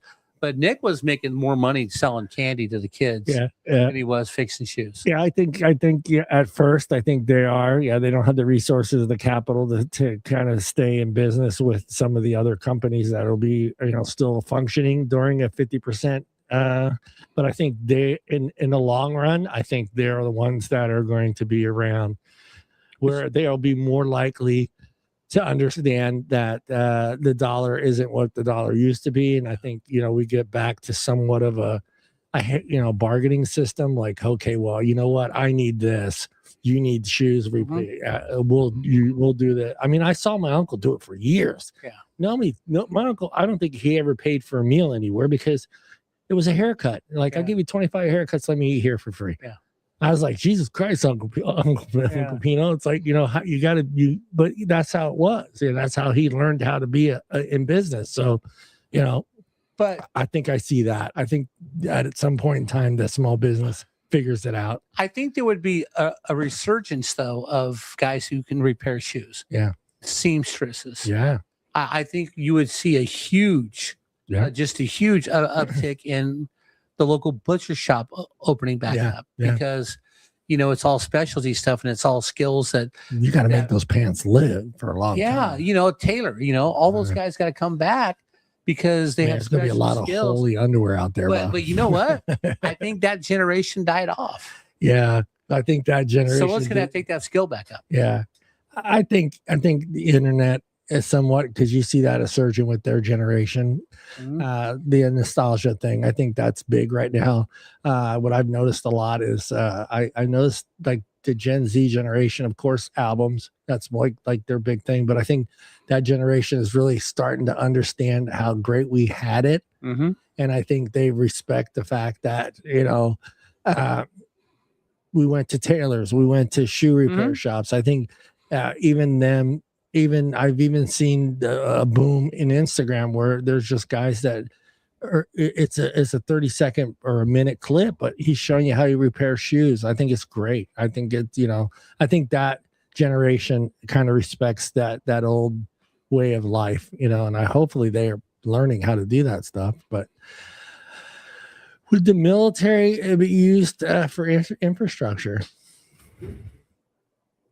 If need be, but I think they're stepping in. But I think there'd be a resurgence in people joining the military because it's a stable job that's never going to go away. It's never going to go away. Yeah. Because I may not get a paycheck, but no, seriously, I think if 50% of the workforce stopped working, we were in a Great Depression again. I think that other countries would feel like, hey, this is the time we take America out. Oh, God, and for sure. I think that would bring back a resurgence like World War II did. Yeah. How about you, Julian? What do you think?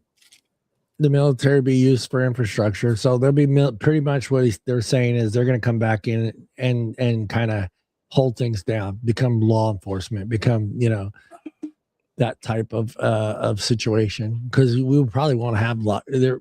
I'm not. If I was a cop and I'm not getting paid to be there,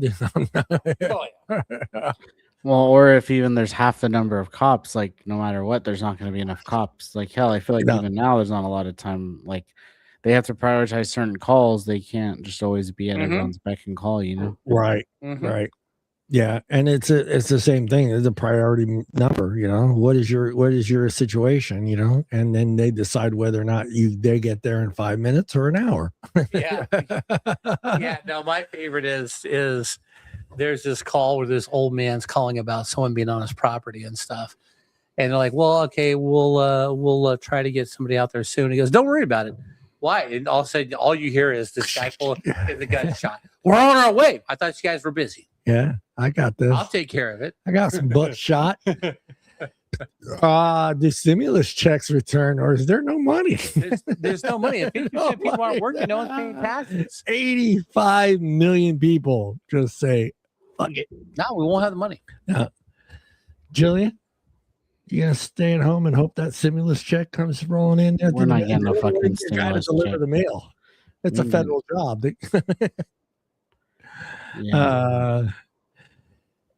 Is this collapse or is this correction? This is the big picture questions now, guys. Correction. It's correction. Yeah. How about you, Julian? How do you feel? It's correction. Yeah, I think that would be. It would I think it'll collapse to a certain extent, but I do think eventually it'll correct itself. Like society does have to keep going on eventually. Yeah. How long do you think?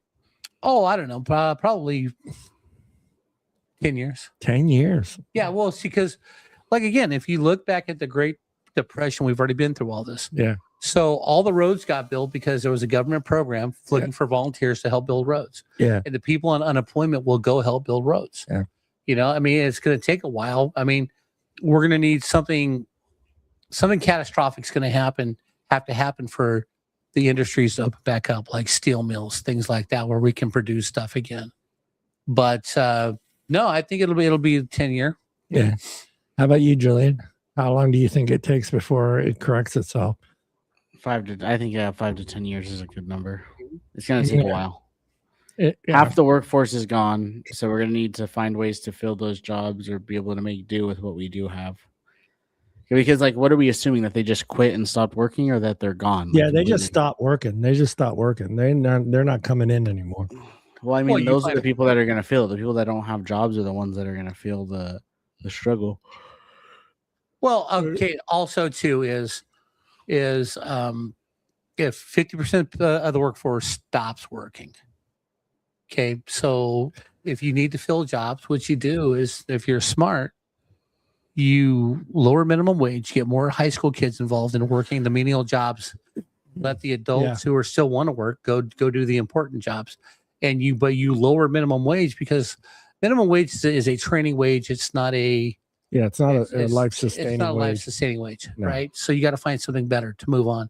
But I think you could use high school kids again to do the fast food jobs, the baggers in grocery stores, all the jobs we did as kids. Yeah. And let the adults go into construction or road work or Caltrans and do that. Yeah. Would workers gain long-term power? No. Yeah. You don't think so, huh? Nope. You don't think even after 10 years of just nonsense, nobody working, that entrepreneurs would say, we just got to start paying these guys what it takes to keep them? Nope. No, huh? No, because if you keep demanding higher wages and you've got 50% of the workforce not working, and eventually those guys will need money, it'll be supply and demand.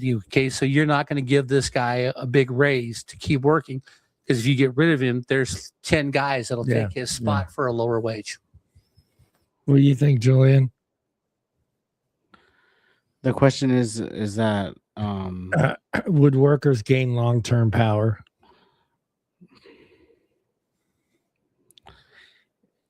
I think they would gain power, because if 50% of the workforce just isn't working and they don't want to work, then it's you kind of do need those people that are willing to. So eventually, I do think they'll gain more power, because it's I do think obviously incentive-wise, you have to do something as an employer to keep that other 50%. If only one dude wants to do the job, you got to try to pay him more, or try to keep him around, because what if he leaves? Then is the manager going to run it?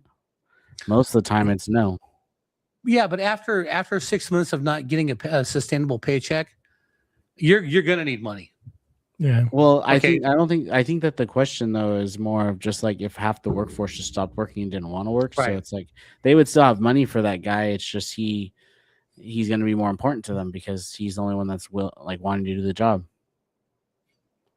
Yeah. If you were to lose 50% of your workforce, you as an employer have to figure out some sort of incentive to keep those individuals, or whether it's more pay or better benefits or some sort of structure to keep them there. Because I think once you've lost 50% of your workforce, but yet you have this crew that's saying, hey, I want to be here, you have to have some sort of incentive to keep that person showing up every day and not becoming part of that 50%. Yeah, but see, if you pay attention to history, right?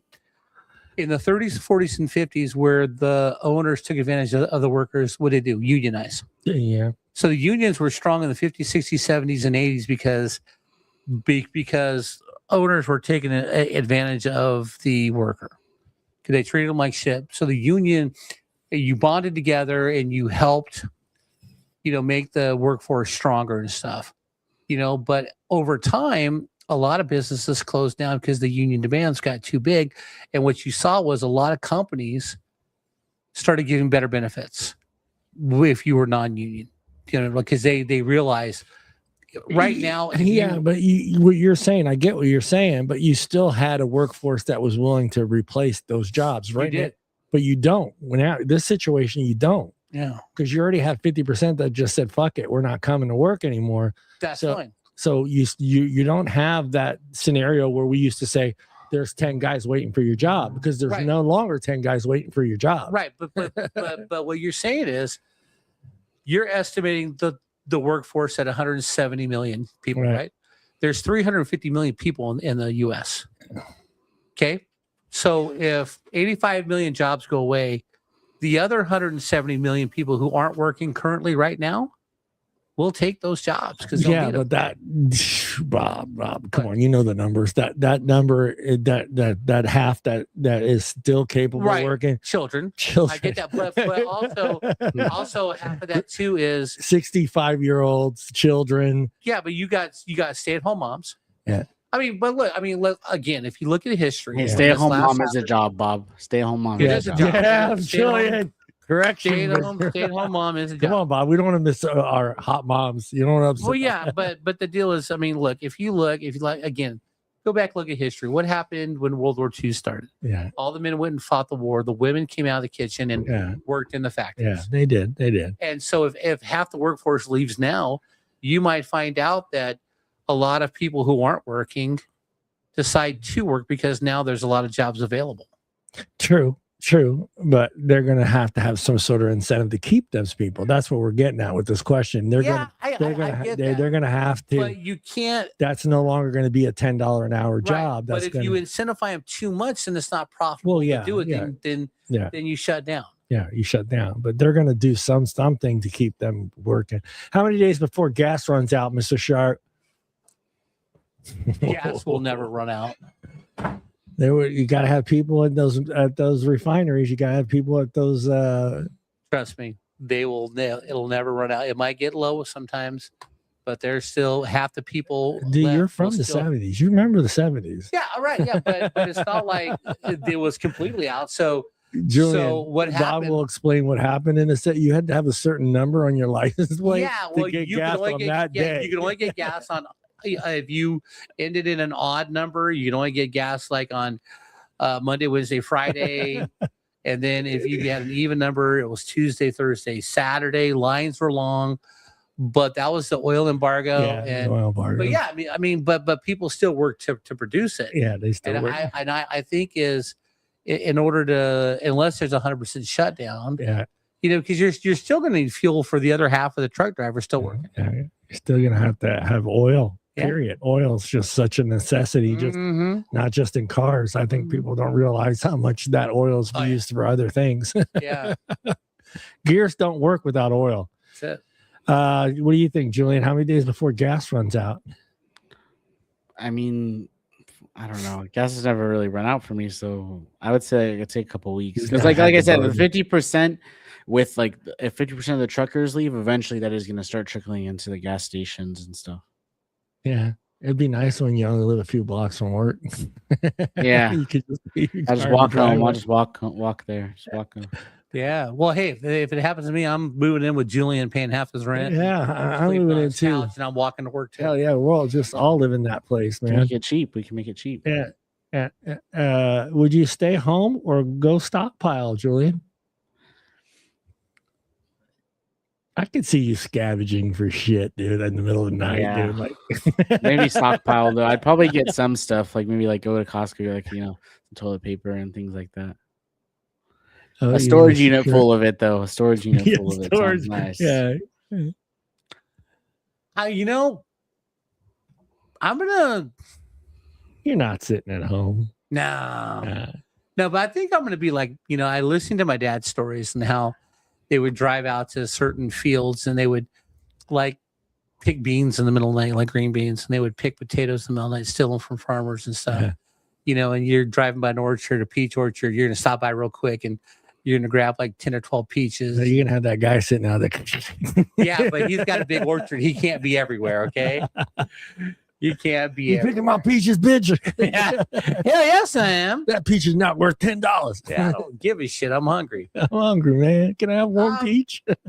I mean, You got trees full of peaches. I can see Bob out there. Dude, can I just have one fucking peach, dude? I'm starving. no, or actually what I probably do is I'd go to a nursery and buy a peach tree and stuff like that. Yeah, That you're way going to see that. You're going to see a lot of people Yeah. trying to figure out how to actually use their backyard for a purpose of survival instead of just putting a swing out there and maybe a barbecue pit or fire pit. Speaking of which, have you seen from the sidewalk to that fence they're building next Yeah, door? that fence is coming up quick. Yeah. That's nice. My backyard is bigger than a whole lot where they're going to build that house. Yeah, I know. That's crazy. That's the new system. Just my backyard. Mr. Sharp, what's the first thing you buy in a panic? Bullets. Bullets. You're right. Ammo. bitch. Ammo. I'm not gonna go. Oh, I'm gonna buy toilet paper and bottled water. I got to filter 3 pounds of hamburger meat. Yeah, you know what? I would probably load up on non-perishable foods I could store for a while. Yes, spam. Yeah, potted meat, canned vegetables, things like that. But anything non-perishable that has like a 1 or 2 year shelf life. Yeah, for sure. How about you, Julian? What are you buying in a panic? Yeah, the non-perishables, man. The things that won't go bad that bad.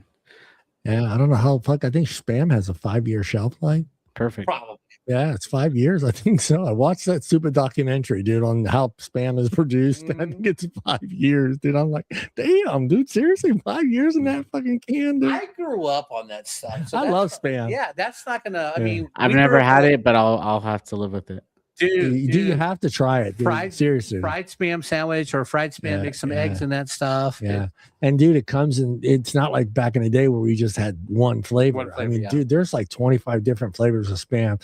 It's hard to find those, but you can go on Amazon and get the jalapeno ones. You can get the pineapple ones. They have all different varieties of spam. It's not just spam. Yeah. Now, if you ask me and Bob what the fuck's in there, I could tell you because I watched the documentary. I don't care. Hips, I lips, know and it's all- ass. I know The it's same thing all- with hot dogs, huh, Bob? I don't give a shit I about don't hot give- dogs. I grab the all beef. Okay, I Yeah. grab the all beef. Yeah. What see- part of beef is that in that? I don't care. It tastes It's good. beef wiener. It's just beef wiener. But Yeah, with I that don't one, I care. do gotta head out though. I gotta get to bed for work. Hey, quick, All right, man. would banks stay open? Yes. No. Okay. Yes. Is cash still king? Yes. Yes, for until there's no more infrastructure, then it's gonna be like gold and precious metals. Golden cash. Yes. Do landlords still expect rent? Yes. Oh yeah. Are police overwhelmed or absent? Overwhelmed. Yes. Overwhelmed. Would you trust the news? I don't trust the news today. It's let alone 50%. Fuck no, I wouldn't trust it. Do you trust the news, Julian? No. Do bartering and trading come back? Yes. Yeah. Are we talking weeks or a total reset? Total reset. Total Yeah, reset. total reset. Total reset. Yeah, it's a scary thought to think that 85 million people would just decide to just step away. I mean, it's crazy. I had nightmares when I was doing this thing, thinking like, what would I do? Like thinking how would I make sure? Because like for you, Julian, I mean, and Bob, you got to think for yourselves, right? I mean, you got yourself to think about. I'm like, my mind is just wandering all over the place. Like, how do I take care of my 10 grandkids? How do I take care of my 3 kids? You know, are they able? Are they capable of surviving? Are they capable? Are they all going to come live with me? What's going to happen? I have that. It drives me crazy. Yeah. So 160,000 or 160 million people in the year. Well, we that number's off because it's 171 million people, and 50% of those people will just decide that it's over and they don't want to work. It sucks. And one thing we didn't talk about in here before you go, but how that affects the rest of the world. We're such a huge payday for so many parts of this world that if we were to all of a sudden say 50% of the people start working here in the US, how it affects China, how it affects the rest of the globe, you know, you're talking complete and total collapse. If we as the United States just all of a sudden just say we don't want to work, you know, there's no, China can't produce the 15 million fucking toasters that they make, you know, nobody's buying them, so why make them? Well, China can't grow their own crops. That's why we send them wheat, corn. Yeah, we send them food, and they send us, you know, nonsense toys. Yeah, so we feed the world and stuff. But yeah, so that's part of the thing that I think it doesn't talk about, but just how we would affect the rest of the world if we were just all of a sudden just say fuck it, we don't want to work. Yeah, it's pretty bad. All right, Julian, Mr. Sharp, we're done, man. Let's hope that never happens in our lifetime. Oh, we don't care after our lifetime. Whatever happens in your time, it's your problem. We're not worried about it. I got a good 15 years left. And I was like, I got 15 years. If the shit goes down 15 years from now, I could give a fuck. Yeah, absolutely. Am I still getting my Social Security check? I need that $1,250. No, mine's gonna be a lot more than that. There ain't no money, Bob. There will be money, because if not, I will sue for all the money I put into it. Yeah, that's for sure. All right, guys, look into the camera and say goodbye. Bye. Because Facebook loves to take money from content creators on their intros for their podcasts. So I figured, hey, screw it. I'll do my own song and strum some strings on the guitar. Here we go. Welcome to the afternoon, the light podcast with the boys. Oh, by the way, shout out to all the hot moms out there that are not AI created. Let's get to the show.